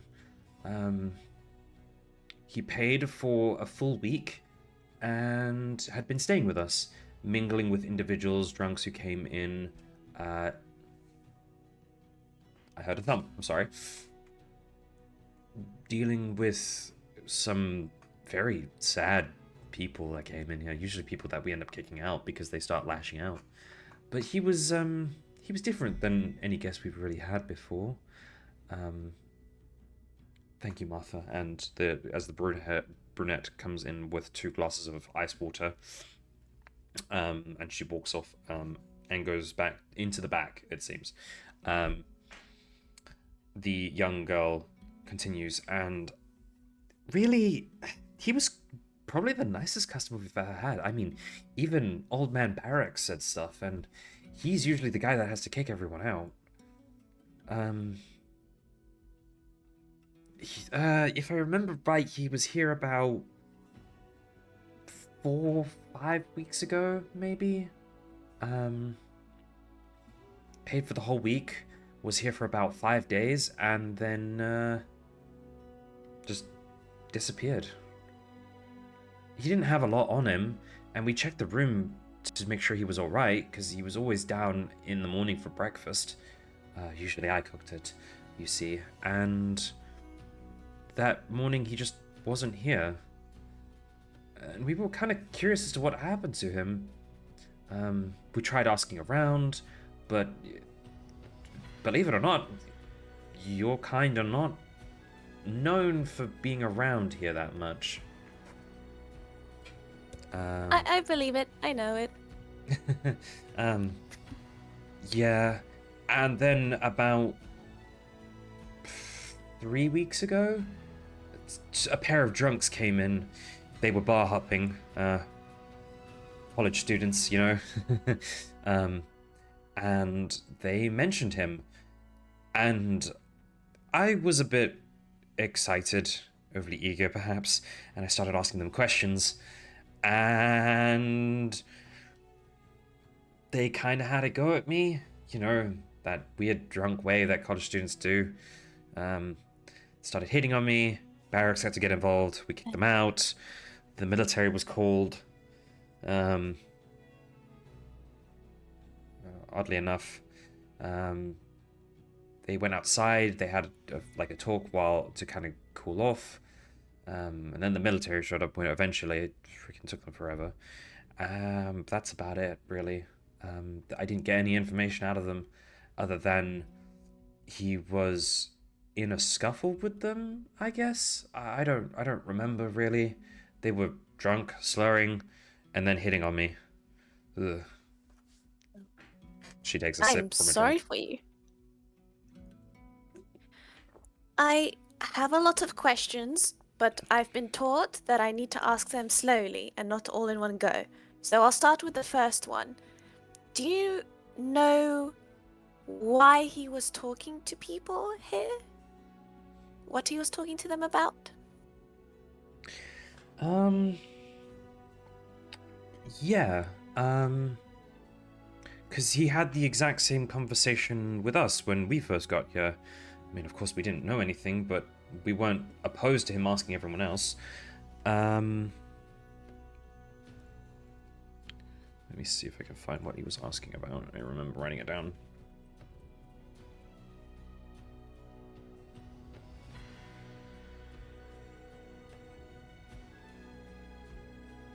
He was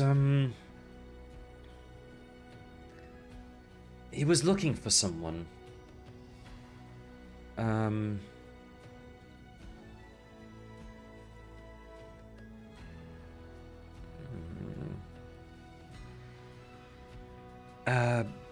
I think he said something about a sun elf? I don't know. It doesn't really ring a bell for a race or a sub-race. I thought elves came in the high and mighty in the woodland style. It's kind of bad of me to say, but again, we don't get your moon elves around here, so hearing sun elves as well was a bit weird as well. He said he was looking We are a secretive bunch, unfortunately. There are quite a few more types of us than people realize, but I understand. Did he say why he was looking for this sun elf? Something about him having political ties to some going-ons back in his village.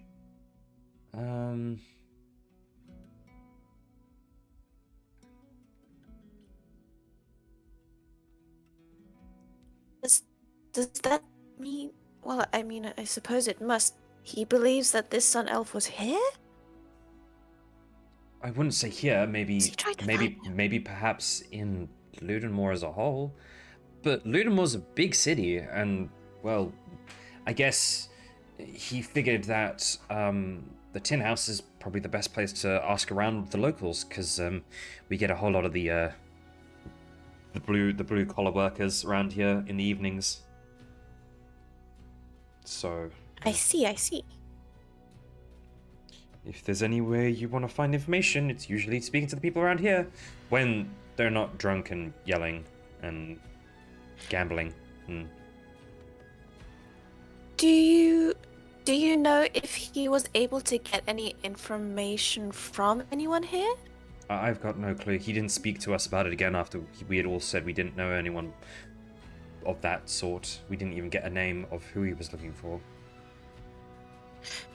And you said he sort of disappeared on that 5th day. Did he go up to his room in the evening? Did you see, or? I think he went up to he usually at around 9:30, 10 before the crowd really gets thick. That's when he would usually go to his room and have his dinner. I believe Martha cooked dinner that evening for him, and she said that he did take it in his room, but then of course the following morning we went to check and he wasn't there. Some of his stuff was there, the plate was there. That was it, really. Did you see what stuff he left behind? Do you still have it? Yeah. We still have it. And she kind of like looks over to Martha, and Martha's, "Don't worry, I'll get it." Yeah, I mean, again, he didn't really bring a lot with him. He was fairly light packed, and would always leave his stuff in his room. And Martha comes back around that moment with a small like handbag, like satchel thing, and a staff. Yeah, that's his stuff. Martha places it on the table. Yeah, this is I can't really make heads or tails of this. The bag has a water skin and an extra pair of clothing, and the staff is just a big walking stick, basically.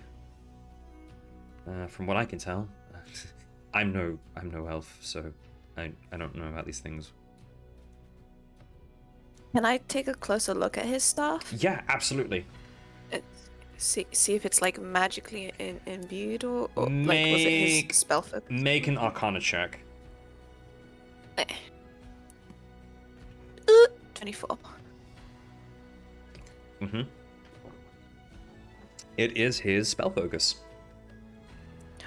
You know Hien to be the kind of person who is a very gentle soul, but push him over the limit, and he gets a bit aggressive with his spells. He likes to end things quickly and efficiently, so you can see that a lot of his markings on his staff are very much evocation based, as one of the main schools of magic. Based on what wizards say anyway, but you know, what do wizards know? He wouldn't leave his staff here, or his satchel, I mean, unless something happened. Did his room seem messy at all, or? No, everything was fairly neat, actually. It's like he didn't even sleep there that night. Sleep there? Did he leave behind a notebook or anything? Any papers? No, I don't remember him with a notebook or paper. I mean, again, he just had this bag, and, you know, the bag looks interesting in design. It is his one, definitely. You do recognize it. He would carry it around a lot, the village, slinging it over one shoulder to have it at his left-hand side. And you open it and you find like an extra pair of clothing. There is an extra pair of clothing in there. There's not much else in there, it seems. Would you mind if I take this with me? Oh yes, by all means. If you really truly know him, of course. Then there's no reason for us to keep it. It was just gonna sit lost and found for eternity. Yeah. We grew up together. I'll make sure it gets back to him. Of course. Alright, so that last night, he wasn't talking to... Do you know if anyone went up to see him? No, we don't let anyone up to the rooms unless they stay here. Barracks usually makes sure of that, and he was on duty that night, as he is most nights. Did Barracks mention seeing him leave that night at all? No. He didn't. He never came downstairs again. We would have seen him. He's kind of hard to miss. Blue skin and all. Yeah, that's true. All right then. So I suppose these college students you spoke about. What college are they from? I don't know. We get a lot of people in every night. Usually the weekends tend to be where we get the college students, but they're never the same. It's possible they're just up. I don't think they even got arrested, to be quite honest. They were, sent off with a warning and told not to return. I didn't even get their names, to be honest. So I suppose they haven't been back then if they've been told not to return. No, usually they're quite strict on that ruling, especially Barracks. You'd understand if you saw him. He's not very friendly when upset, especially with drunks. Which is very ironic considering he runs a tavern. I need you to think very carefully. Can you remember any symbol or emblem on their clothing, or if they had any bags or equipment with them that could lead me to a college they are from?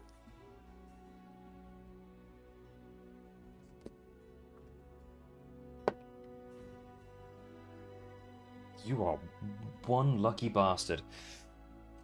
Yeah. I like being a lucky bastard. Yeah. The best kind of bastard.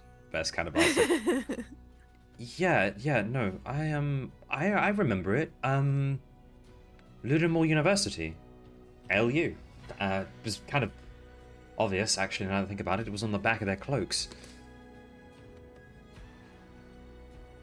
The Harry Potter bullshit is this? It's perfect, thank you. Would you be able to give me a description of them? Yeah. One was a young dwarf. He would always wear his... He the entire time we saw him, he was dark brown hair, tied up in a ponytail, and a very short goatee. Nothing else of note off of him. His friend was a tiefling. Yeah.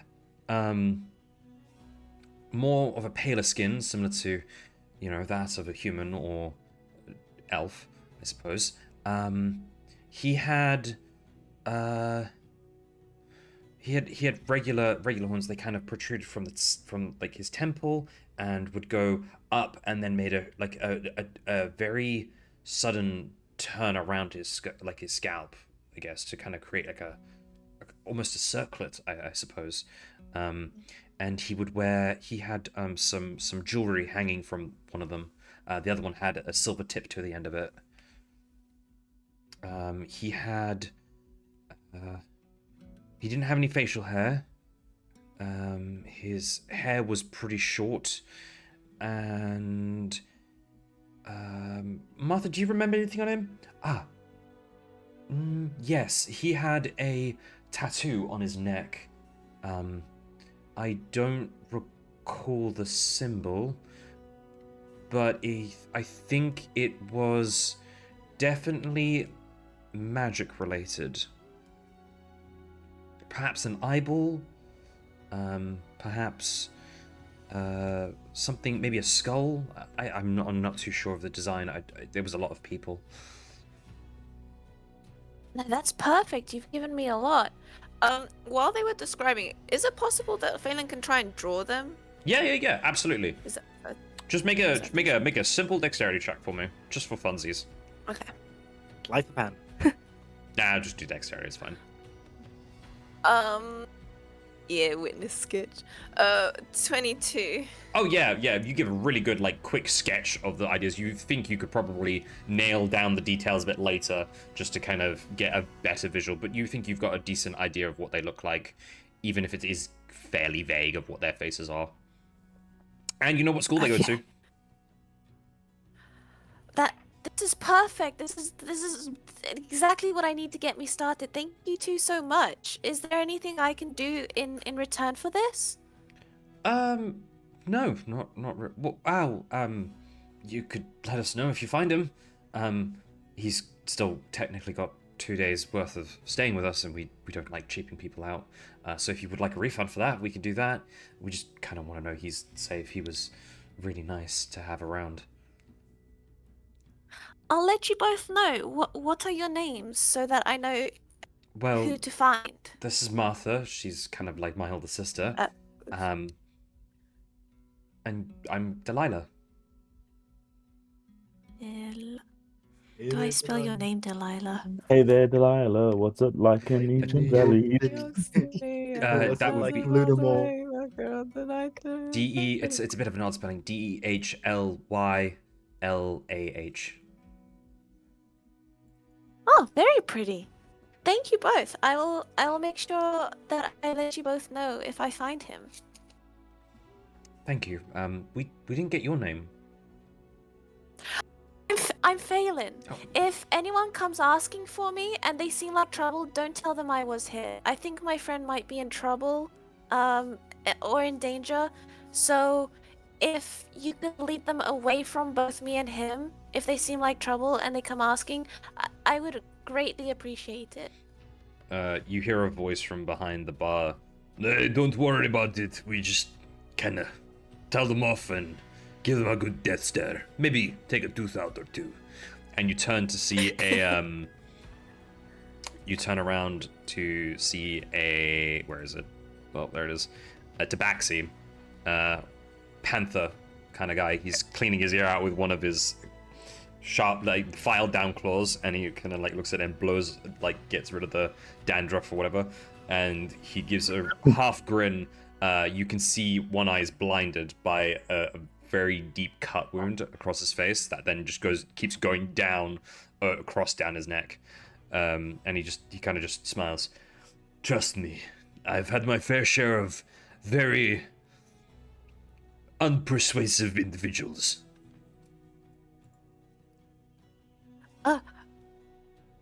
Not to be offensive, but it looks like it, and it looks like you came out stronger for it.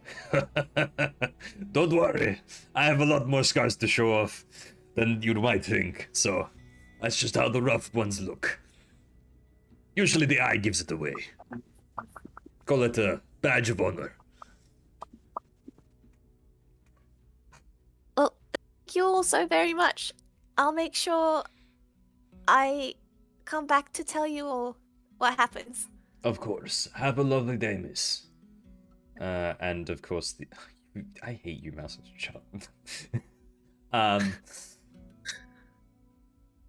The two girls kind of stand up and they just smile. Of course, you pulled up Tiger Lily from Fairy Panther Tale. Lily. Panther Lily. Fucking, it's close enough. As soon as you mentioned the scar, I was like, this motherfucker. This motherfucker. Yeah. And so Phelan, where does Phelan want to head now? She can head back out and walk around.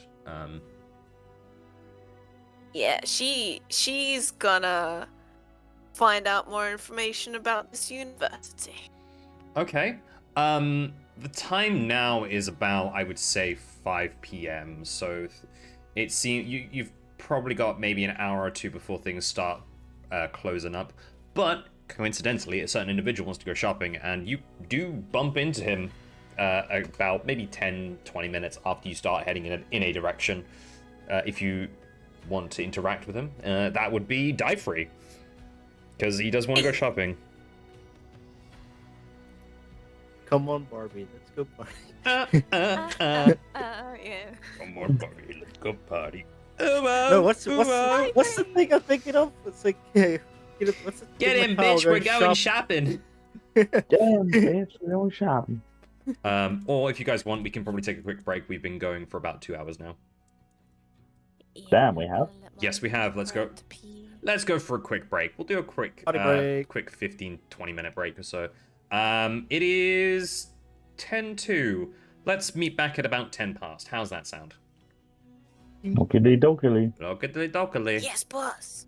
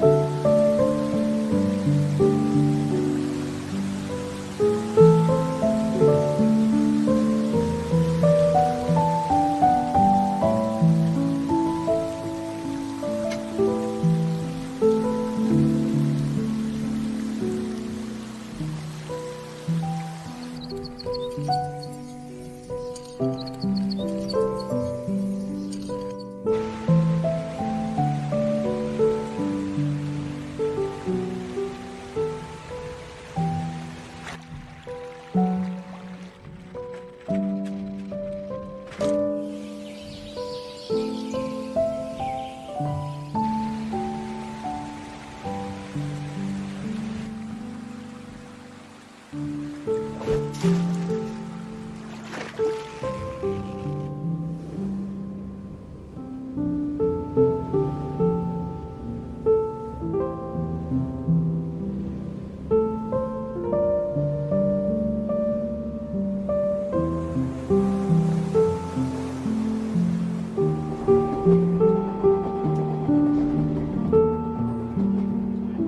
can't defeat trauma. Prize. Nah, And it heal doesn't from exist. trauma. No, you cannot. Yes. You cannot. Yes. Mark is evidence of that because he started playing Subnautica 2, Who's and the first thing Mark? he said, Oh, Markiplier. The first thing he said is, as soon as he started playing Subnautica 2, the first words out of his mouth when he started playing Subnautica 2 was, "Oh God, not this shit again." Look. All right. Some trauma is so bad, yes, that it sticks around, but you can learn to deal and manage with it. Other trauma you can't try to heal from. Listen, I need hope. Don't tell me this shit. You need help? I'm right Hope here. is with me at the moment. You're gonna have to like check back later. Maybe dead. Oh, No. I wasn't. No. Okay. Yeah. I'm talking about Phelan. Yeah.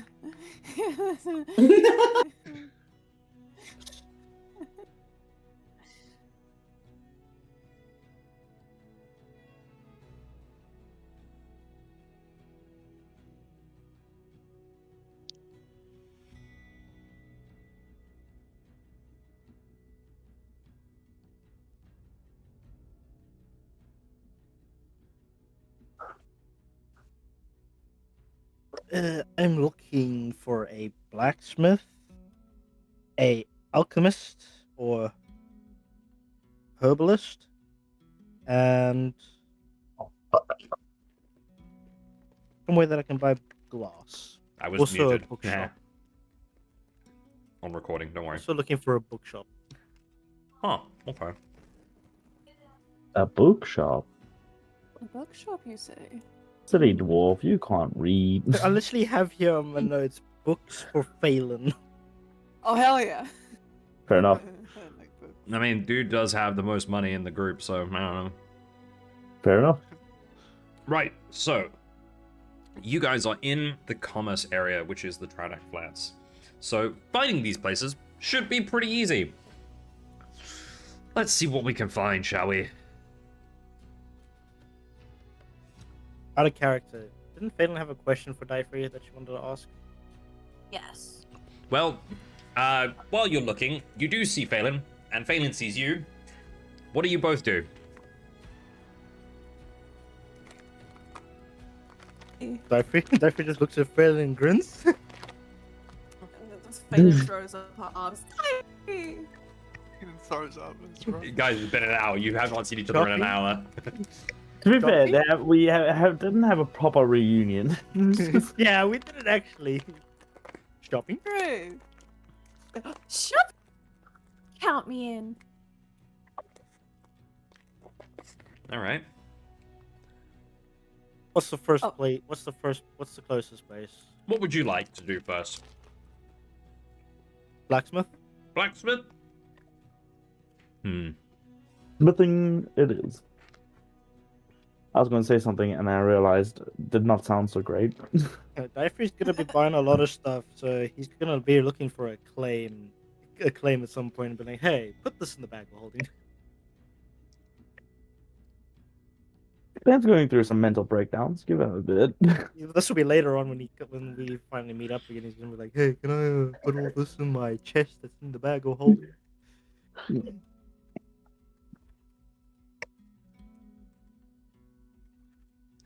I should really attempt to learn more skills. We will find yourselves looking around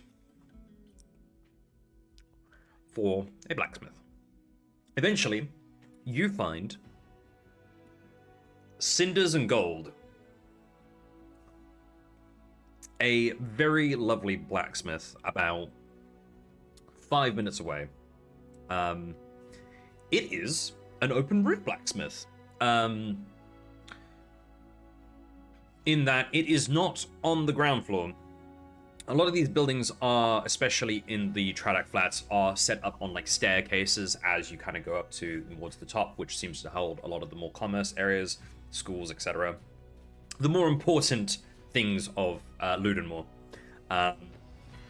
And you guys are finding yourselves going up a set of stairs that kind of go into the mountain, around a building, and up on top onto a nice kind of wide open veranda. And there in the middle is a semi-structured open blacksmith.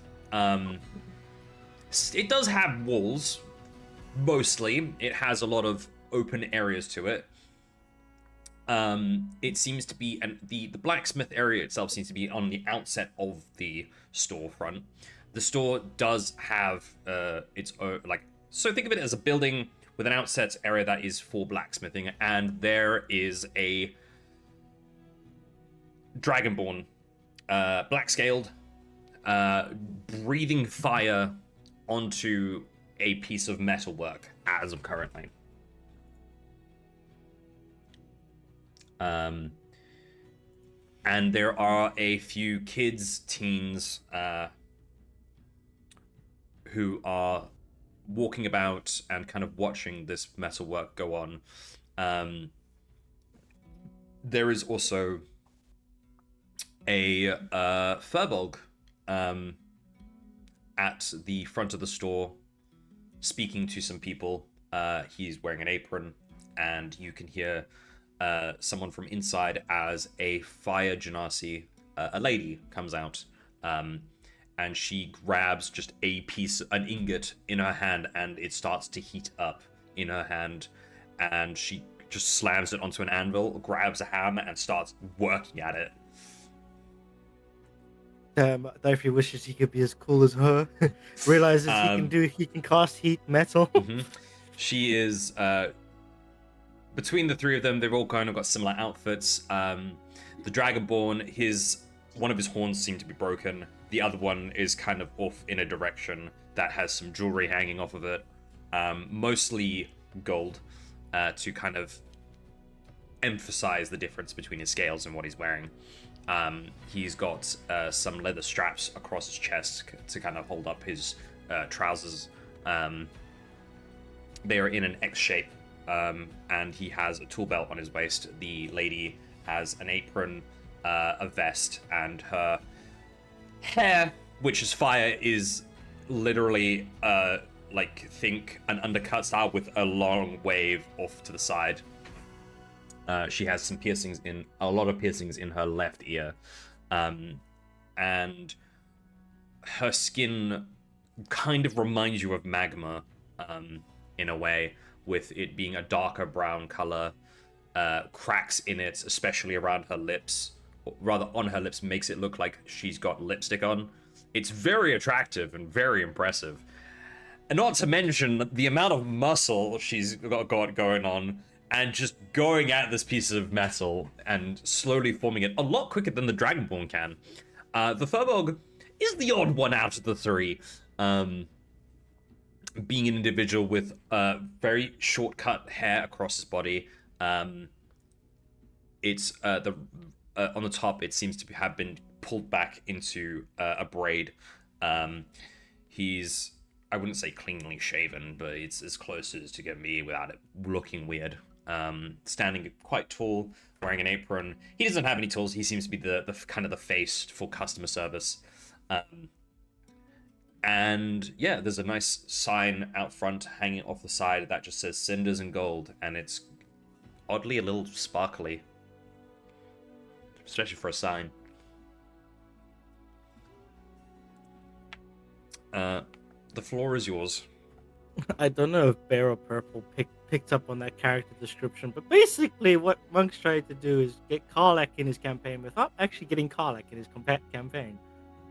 Oh shit, you're right. Muscle mummy. Wasn't He's been intentional. looking at his fucking... Wasn't intentional. I should describe it, I'm just like, this is just Karlak in a different body. This was a character that that a friend of mine made a long time ago that I was kind of referencing. But yeah, sure, that's fine. It's just Karlak. Look, hot muscle mummy, Karlak. magma woman, working with metal. Very cool. Much respect. Much respect. Okay. Diver's gonna mutter to himself. "Damn, just when I could do with job in here too."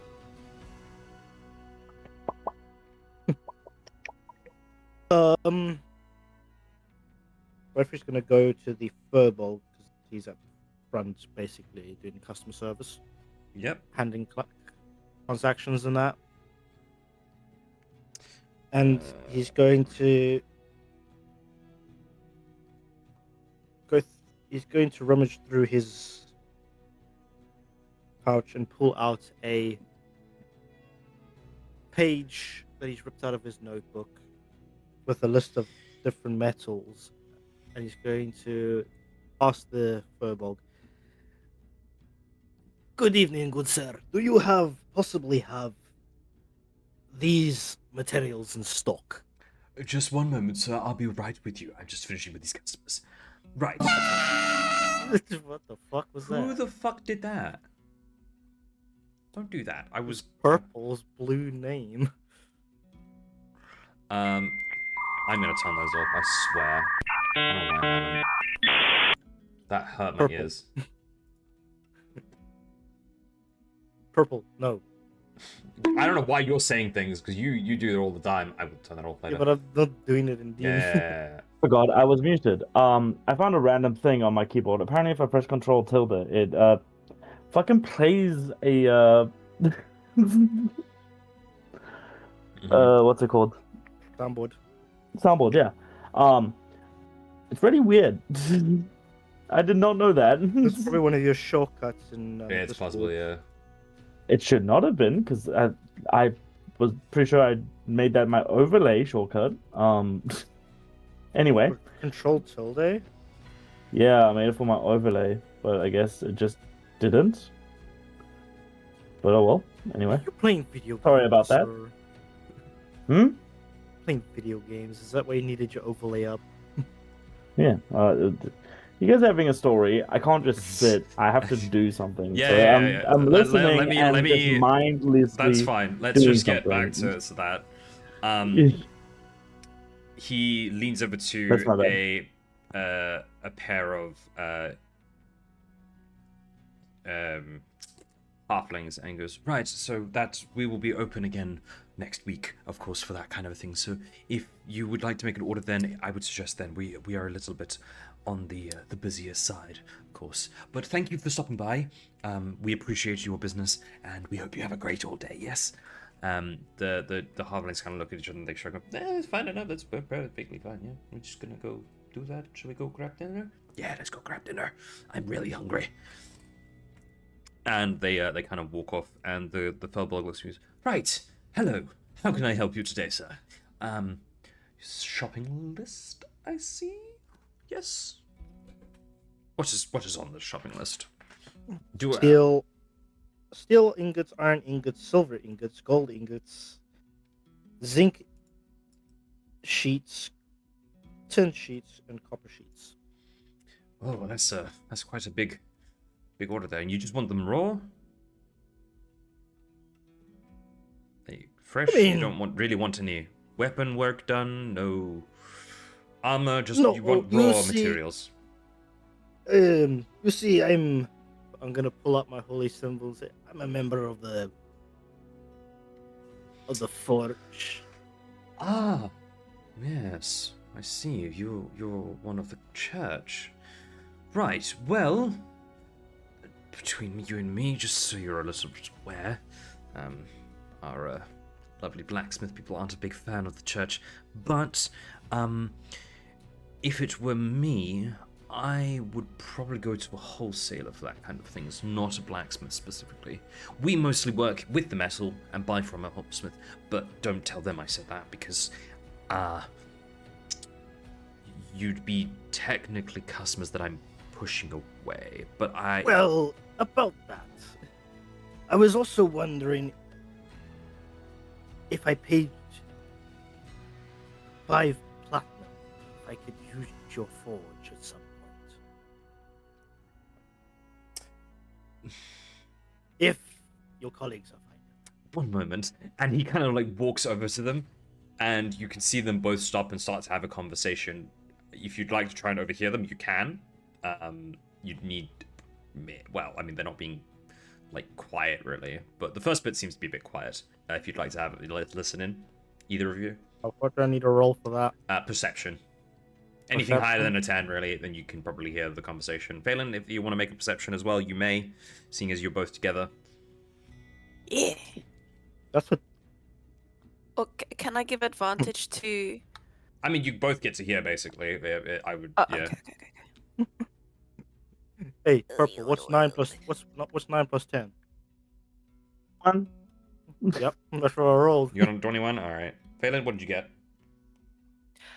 Perception, right? Yes. Ooh, 9. They're loud enough. 10. So, Phelan, you don't really Phelan catch the can first hide. half. You don't really catch the first bit of it when the Furbolg starts talking, but you'll catch the rest of it. So, Dagfrey, you hear him say, Mistress, we have a individual here who is looking to possibly use the forge and is looking for resources. Would you be interested in having a conversation with him? I feel this is a bit out of my roundhouse. And she goes, what do you mean he's after resources? Mhm. Are you... Scales, you hearing this shit? He goes, what's that? Hey, what's that? This bloke over there, he wants to use our forge. That's dumb. What, can he breathe fire too? I don't know. Would you like to go and ask him? Not really. I'm kind of busy. Look, tell him, right, he can either pay double, and maybe we'll consider it, or he can fuck off. How's about that?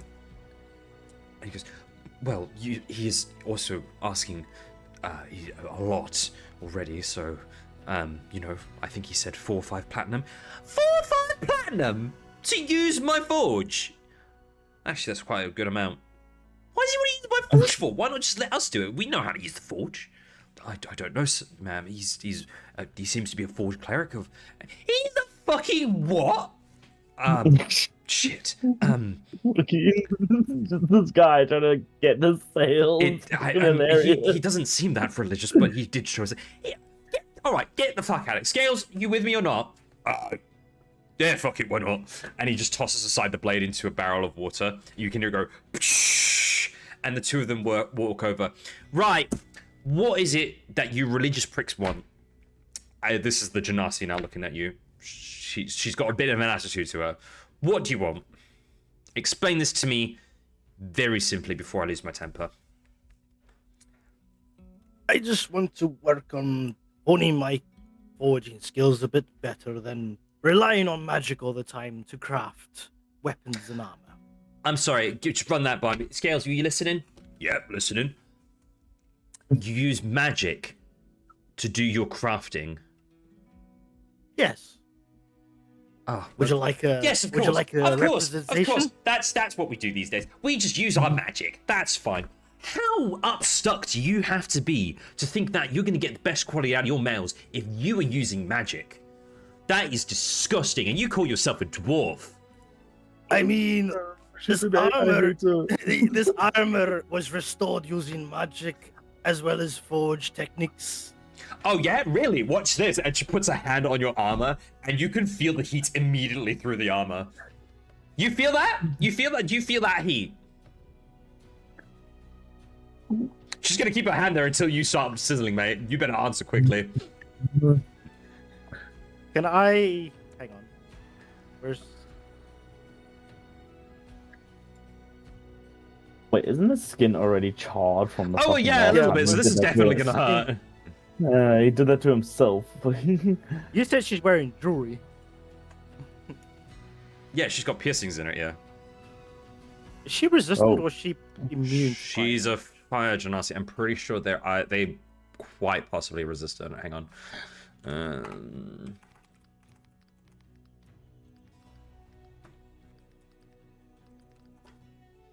Dragonborns, depending on the level, become immune. So there's that. Yeah, but- Dragonborn might be immune. I'm pretty sure the fire genasi.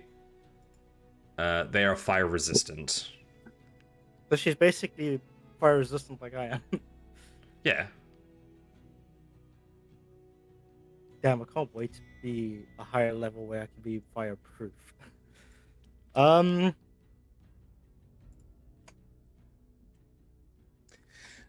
not going to be intimidated by this. I'm going to counteract and I'm going to use heat metal on one of the pieces of jewelry by just making my eyes glow gold and point my finger up as I take my helmet off. You see it start to surge, and she goes, "Right, let me just tell you something, sweetheart.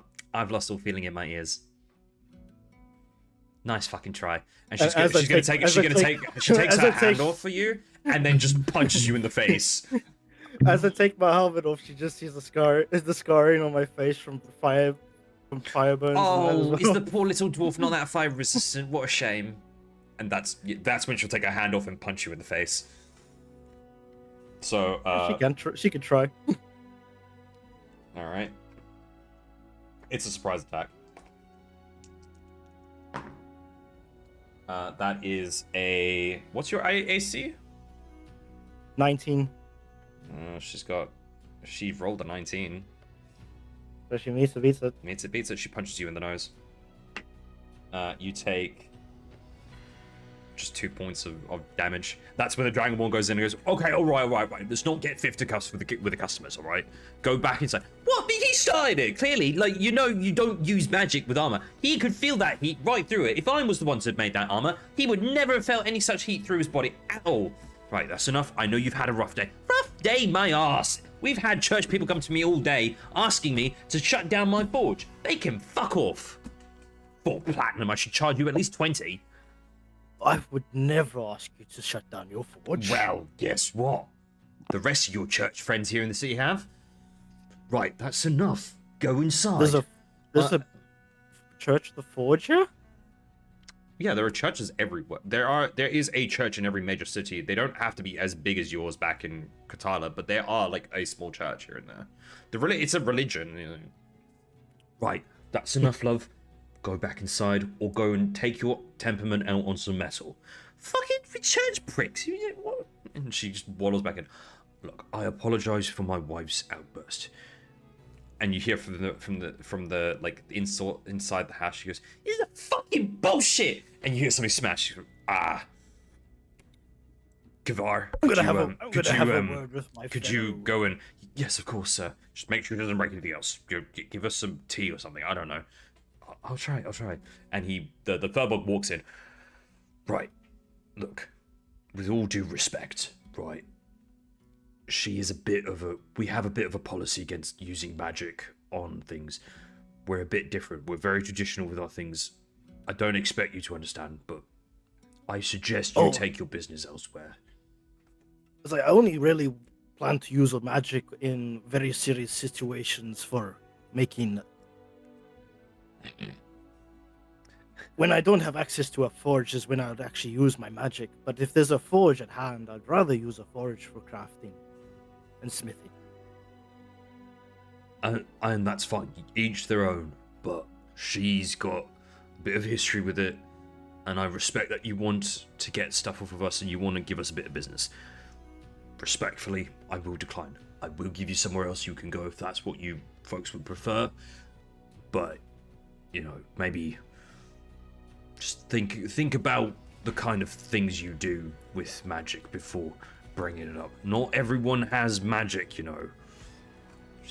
might be a genasi, but you think that makes it any better for her? That's fair enough. But also, what is this business with members of my church coming and asking you to shut your forge? Well, that seems very out of place for our practice. Well, one of the local churches here on the Tradak Flats has been going around speaking to a couple of the forges and saying that they're pulling, followers away from the church and such. So they're trying to get them shut down or have them merge with with the church. So we're about one of maybe 10 remaining forges on the Tradak Flats are big, all right. We like a good bit of competition. I mean, we have a yearly forging competition, and me and my wife, we've been fairly competitive with it. And of course, we had maybe 20, 30 different entries last year. We're like 10. There's 10 left. I mean, even people who don't really do blacksmithing, but they use metalwork in general. They've, so we're not really wanting to deal with the church. There's been threatenings of excommunication, heresy, that kind of thing. So for folks like us, it's a bit of a touchy subject. But I understand not everyone's like that. I'm sure, you've got your own teachings and all that. So, with all due respect, maybe it might be best to go speak with the Merchant Guild here to get what you're after. And if you really do need a forge, maybe go to your church. I don't think you'll find any of the blacksmiths around this city compliant to that.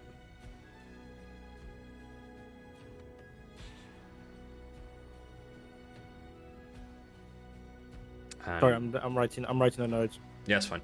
And he just kind of shrugs and goes back to his duty. You can see that a lot of the teens that were there kind of like gossiping already. And you just watch him, the one who she called Scales. You can assume that's probably not his, it's just a nickname. He goes, "Oi! The fuck you looking at? You gonna buy something?" And the kids go, No, just watching. Sod off. We're closed for today.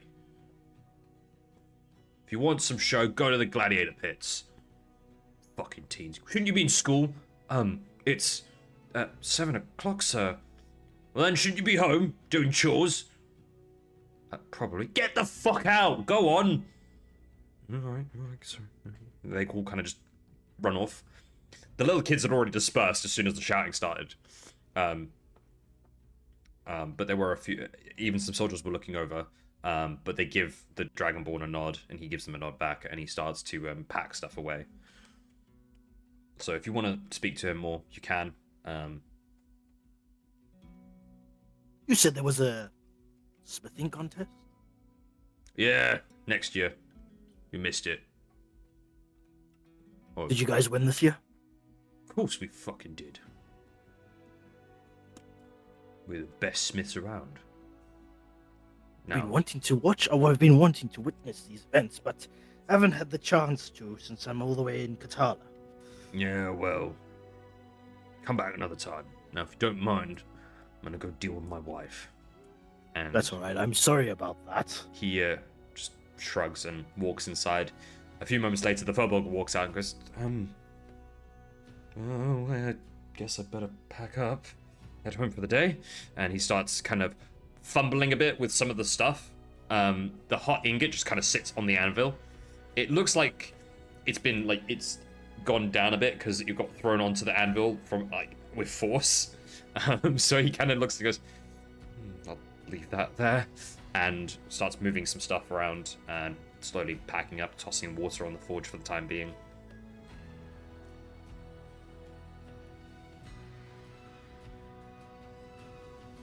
Typho's just gonna turn to Phil and will say, well, that's another thing on the list to bring up with Mother.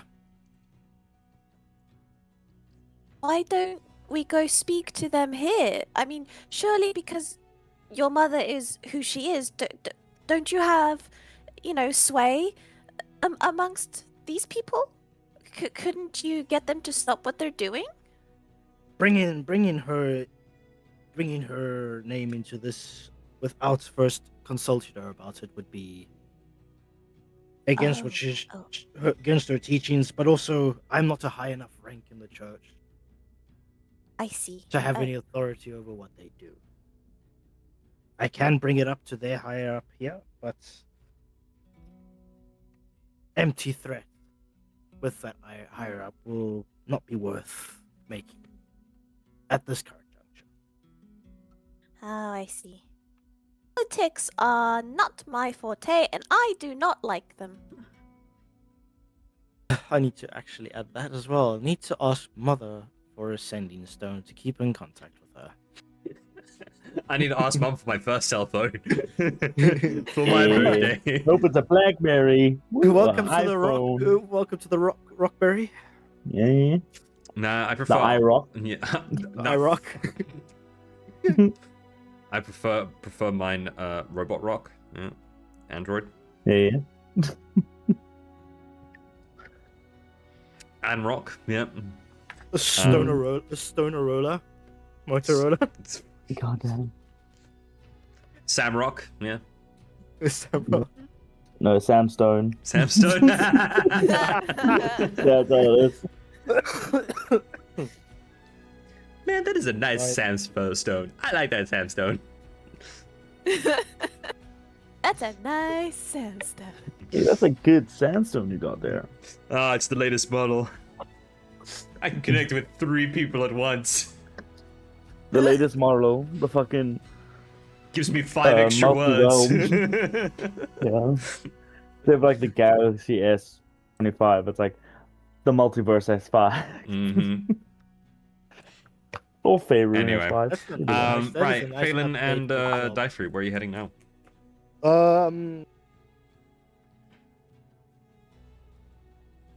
Where are we heading? Let's go to a bookstore. Sorry, say again? Let's go to a bookstore. A bookstore. Right, Yeah. well. Hi, Bucks. You can go around. And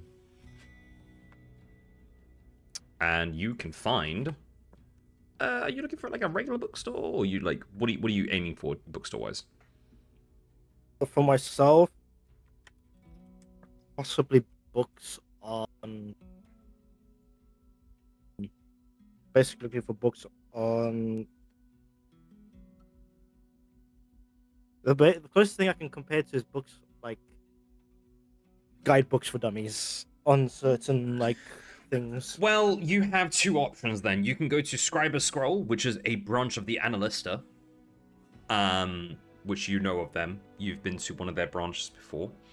Actually, I think you were at their headquarters in Eaton Valley. Alternatively, you could find a bookstore that is on its own. It might not have everything you want, but it will have something akin to. Like, I don't know what books Valen wants to get, but I know what books I have in mind to get myself. Yeah. Since she's not really aiming for books, so like books haven't been on her mind, but she'll go to a bookshop with you because bookshops are comfy places for her. She likes books, so any shop you go to, she'll have a muse around and check it out and everything. To make it easier, do you just want to go to the Analista branch? The Scribe Yeah. Scroll? Yeah. So you kind of ask around if there is, because you know of the Analista having branches everywhere. So you end up walking over and you find a 2-story building with a 3rd story kind of pushed back. It seems the roof of the 2nd floor has a nice open area to sit with some shrubbery on top. It's a very vertical building, and you expect that it has room a bit further inwards it's against the rock face of the street. So going down it, you have some buildings on the left, you have some buildings on your right. It's on the right. It's built into the walling of the next step up within the Tradak Flats. And you can go in and speak to someone, anyone really, if you'd like. I can't wait for you to watch back on all these descriptive scenes that you make, and eventually like draw up like designs.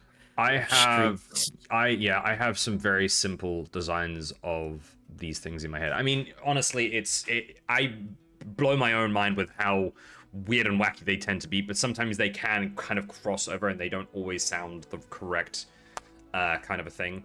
But for the most part, whenever you think of the Tradak Flats, just think that it is like it is a pyramid set up. You'll have a ring around the outside where the bridges connect to that ring, and then it has there's some streets, and then goes in for a few blocks, and then goes up a level, and you kind of follow some stairs up, and then it do that so it gets to the main central hub, which is right in the center of that city. I mean, I could probably put it together on Incarnate, just from a top-down view. But yeah. Well, basically, it would be. I'm trying to think of a city design that I've seen somewhere. The closest thing I can compare that to is is that one city in the Earth Kingdom in Avatar: The Last Airbender. What, Ba Sing Se? With not Ba Sing Se. Oh. What's his Boomy? Yeah. Amashu. Amashu, yeah. Yeah, because that one's basically got levels like Yeah, that. yeah. Yeah, this is all, yeah, but it's a lot less. I think that had a lot of Fire Nation factories and whatnot. This doesn't have any real factories. It's mostly markets, storehouses, that kind of a thing. Taverns, schools, the normal stuff. It's like that city without the Fire Nation's involvement, but it's more Earth nomad types. Yeah, you could say that. Yeah, there is again a lot of you're seeing a lot more Dragonborn, a lot less human. So Dragonborn, elves, dwarves, that kind of thing are a bit more prominent here. They say the Dragonborn has returned. God damn it. You dick. But yeah, it's a very different change to something like Aegean Valley. I mean, you still have the same stuff that are rare. Tabaxis are fairly rare. Furbolgs are fairly rare. Yeah, that sort of a thing. But yeah, you make your way to the Annalista, known here as the Scriber's Scroll. And before we get into that part, do any of the others want to do anything? If not, we'll continue with these two. If you guys want to just throw your characters after they're done meeting back up where they need to. I know we're going to go back to Job in a bit for his little conversation. Katem probably want to be alone for a bit, so he would go and try and just fiddle with his guns and try and figure out, all the shit he's just been told. Yeah. After telling Hope how I almost died twice, maybe multiple times, it is fine. Yeah, that's fine. Hope, was there anything you wanted to do? Hope is keeping an eye on Acclaim. That's fine. She's giving him a space, but Rogue should be like, I am there, but he doesn't know I'm there. That's fine. Because let's just you're worried about this goofer. That's fine. They will probably be in his room. You know what I'm gonna do? I'm gonna make him a snack and leave it somewhere. That's fine. Okay, for him to find. That's fine. All right, so Phelan and Diefree, we're gonna just kind of speed this up a little bit, just so we don't start lingering on full-on stuff. I just thought I'd throw that little tidbit out there. What are you guys looking for here at the Scriber's Scroll? Diefree's looking for books that he can use to gain basic proficiencies in maybe cooking, maybe something to educate him more on what herbs he can buy that are useful for making potions, that sort of stuff. Okay. I mean, easily done. You could find one or two depending on what you're after specifically. Do you want what did you say? Cooking and something else? Basically a book on cooking and that lists all different herbs and that. So a cooking book that doubles as herbalists. Yeah.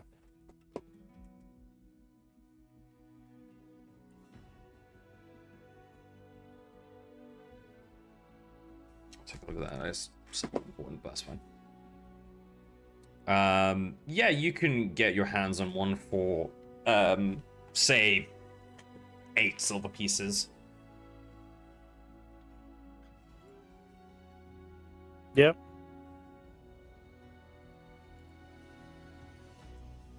$8 silver. Yep. It's going to be something else you're going to need to take time to learn. Oh, I won't be rushing it. Yeah, that's Just do fine. Something to read. Random title for the book.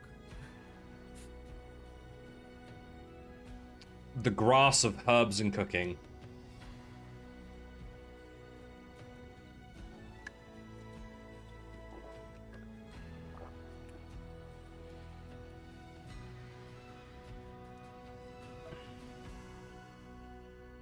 For shits and giggles, for shits and giggles, Darfy's gonna also ask if that specific author that wrote War Maiden has released any more books of that series.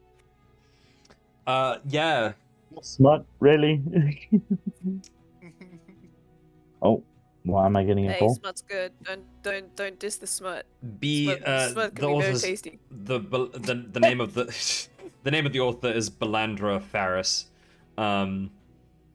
Yeah, she's got it was War Maiden.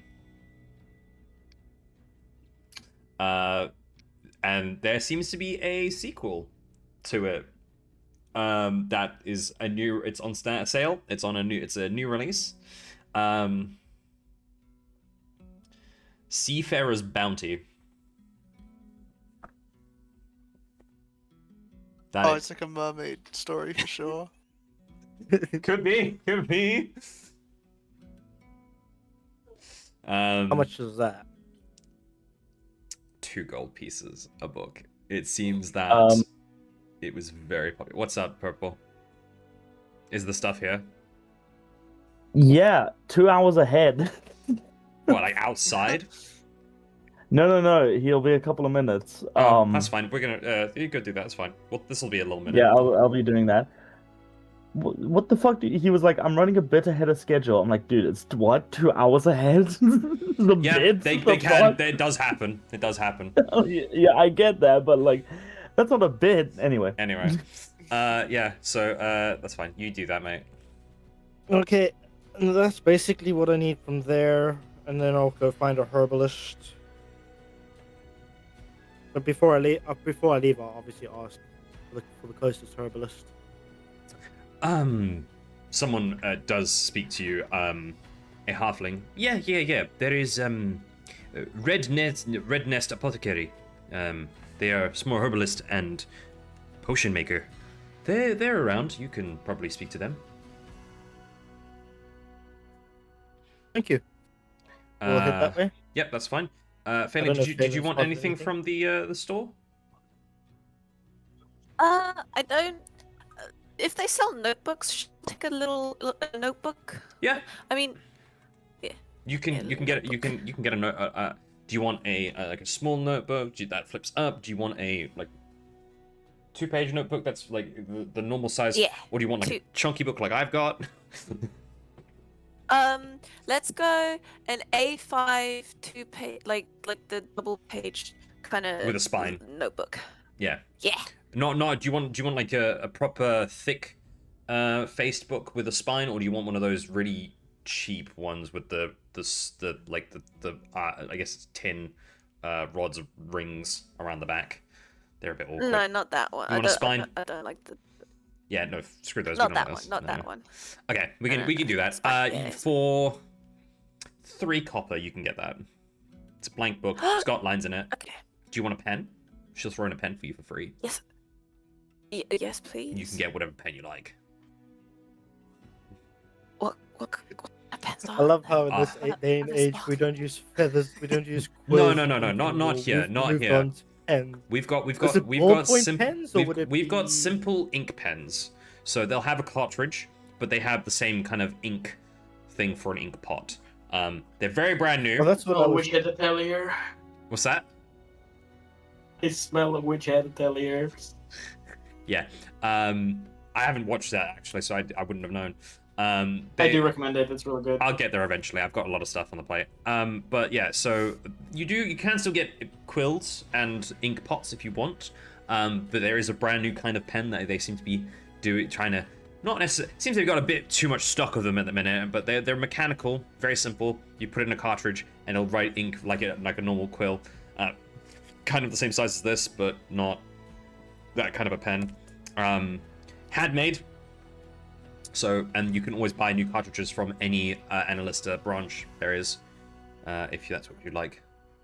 They don't usually sell stuff, but they have a small selling section because this is a margin. Yeah, so you can get one of those for free, just because you guys are such great customers, and they want to see you come back. Yeah. So you have now a mechanical pen that has, they'll give you 2 cartridges. Side. Oh no, wait. It says here, 100 copper is 1. Wait, how much? 10 copper is 1 silver. 10 copper. 10 copper is 1 silver. 100 copper would be 1 gold. So.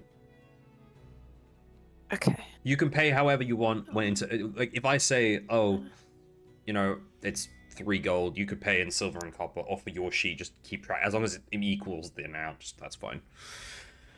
Right. Yeah, I'll do 3 coppers, fine. I take it you guys are going to go to Red Nest Apothecary, then? Yep.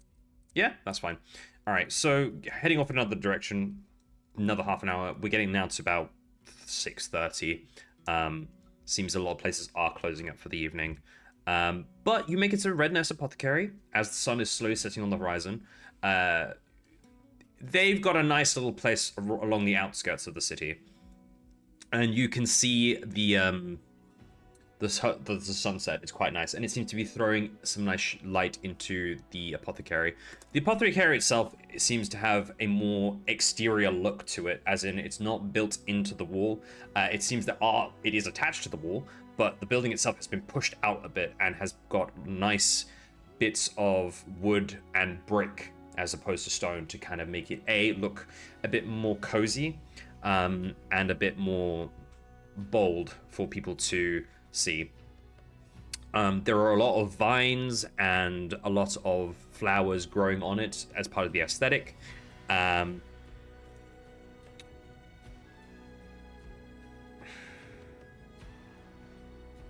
there is a turtle outside. Young and very much somewhat hyperactive. He has a bit more of a lighter white and lime green or pale lime green skin tone, with his shell being dark brown with patches of light brown, and it seems the sun, being out in the sun and up this high, has kind of dried out his shell with time. But he looks very much active. He has a bit of a stockier build, and his shell is a bit more on the thinner side, so he's got a bit of a leaner build to him. Yeah.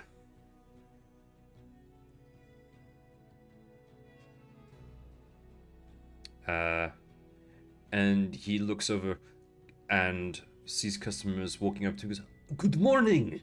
How are you?" Good morning.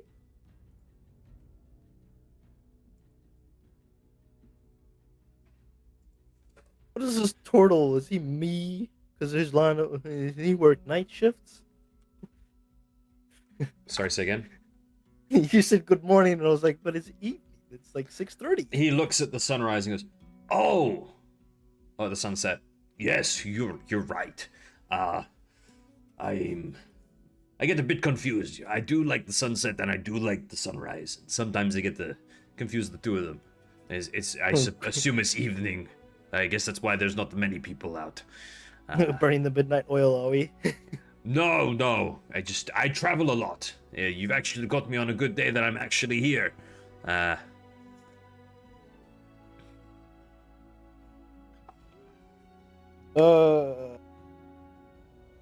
He's a herbalist, so I'm gonna ask him for a set of herbalist tools. Mm-hmm. And a mixture of different herbs that are used for making potions of healing. He says, he kind of asks if you would prefer just potions of healing in general. He's got a good collection of them and can get you a decent price. Oh, I want to buy potions too. Okay, you tell me what you want and I'll give you a price. Gonna just get a mixture of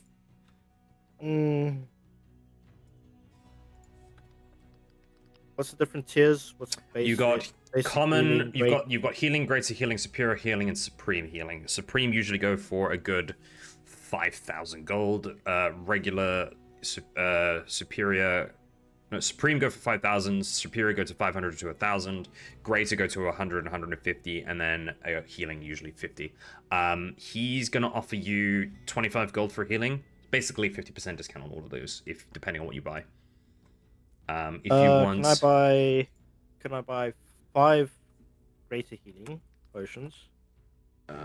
okay, yep, that will be greater. He'll do them for, we'll do 100 each, because it's between usually 100 and 150, so he's going to be on the lower end. So you said 500 gold? Yep. Yep. Do you want herbalist tools? So basically, herbalist kit? herbalist kit. 5 gold. He'll give them to you for 3. And a variety of herbs used for making healing salve or healing potions. You can get stuff. You can get 4. You can get a batch of materials to make up to 2 superior healing potions for 3 gold if you'd like, but it will take you 3 weeks to make them. So 2 batches for 2 superior, or you can just dilute it down for something different, depending on what you're after. Does he have enough for 50 gold's worth? With 50 gold's worth, I'd say he'd give you 4 batch worths for superior healing, if that's all right. Because it is his own stock that he's giving you.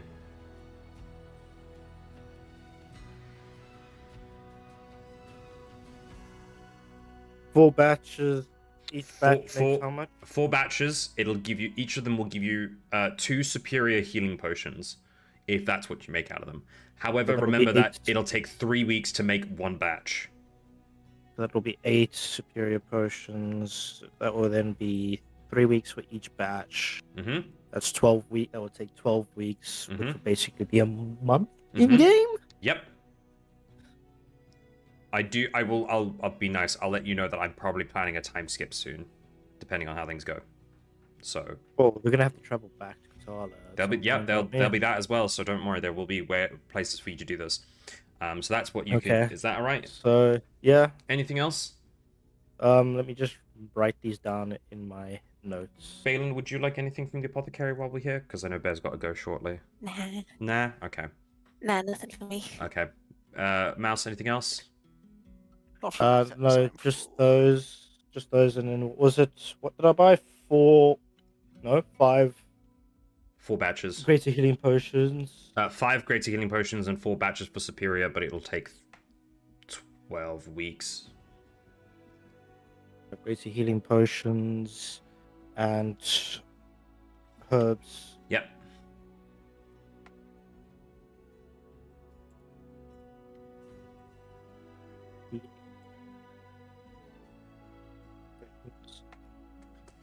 Each batch, 4 batches. Each batch makes what? 3 potions? 2. 2.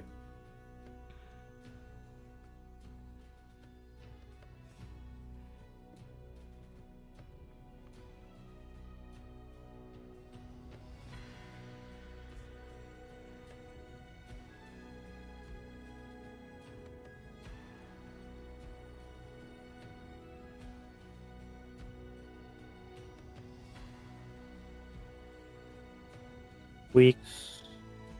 3 weeks per batch.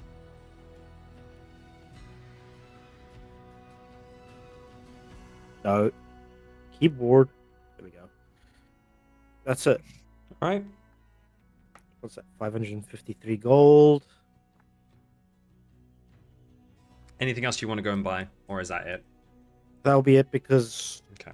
I reckon I'll need Right. the next day. I'll need to do the rest of the shopping the next day at the Merchant Guild. That's fine. What we're gonna do is because because this next bit with Job and Job, Gilbert, and Glenda is gonna be somewhat important to the story. and I want everyone here for it, just so that you guys can experience it together. So if you're alright with it, we'll end session there. Just got back. Hey. That's right. In future, what we'll do is when it comes to shopping, I'll do less RP. Especially if you're gonna do bulky shopping, we'll fast pace it, just so that we don't end up taking half an hour to an hour to do shopping. We'll fast pace it. Some of the stuff might do RP, like the blacksmith, because that was a bit of information that you guys would need.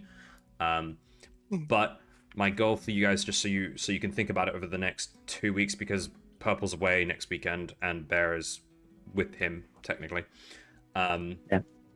Is we are going to be going into the investigation with the captain and the investigator. So I'll give you guys half of the next day to finish up. We will also finish up Job's piece. You guys will get a long rest, and then we're gonna do like half a day's prep if you guys need anything else, if you think of anything during the time, and then we're gonna start into the investigation. Is that all right? Yep. Okay. So Yeah. for story-wise, the group of you who have finished your things, you all then meet up at the Tree Root Nest. Job will meet you there shortly. He's just going to have his conversation, and you guys will get a long rest. So we'll start next session with a long rest for everyone. So if you want to take a long rest now, feel free to do so. Yeah. Yeah? I might as well, because I am going to forget. Yep, now's the time I for it. can finally shimmer. I got my shit bag. I have Yes, the you cloak can. of displacement on. And absolutely. And so yes, what I'll do is I'll give you guys a reminder next weekend. I'll be like, hey, D&D next weekend, let me know if there's anything you guys want to do. The more I know prior to session, the more I can prep for it. I'm going to tell you now, I don't need to prep anything for next session. I've got everything already written down, so we'll be good to go. But I hope you guys had a good session with this. Hell yeah. Yeah, It was awesome. Thanks, Mike. of course. It was a good RP session. You gave my character trauma. Thanks. You can thank Bear for that. You know, your twin. He did Yeah, I help. know. You guys got a bit more We investigation. concluded on some trauma. Yeah. We got some more information for you guys. There is a bit of stuff with Job, who is now figuring out some things regarding losing. And of course, Dyfree's figured out some stuff regarding his church. Phelan has figured out some stuff. So everyone really has won this game, I think, so far. I think you guys are all winning. Yeah. On the... All we must... Except for Purple, who lost his parents. lost my family. Well, Nice. winning is perspective-based, and I think in the grand scheme of things, you guys all have a bit of stuff that's been added to your stories. So, You know, Purple, you won. You have your sister. Yeah. I don't think there's any perspective where losing your parents is a win. well, growth is a good thing, and I think you're all growing in one way or another. Whether that's up or down is completely up to perspective. Growing downwards into the grave. Yep. All right, I gotta go catch up, guys. Thanks everyone for all this session. All right, have a great day, guys. Bye. That's I'm everything. gonna go eat and then also fucking crash for a bit and hope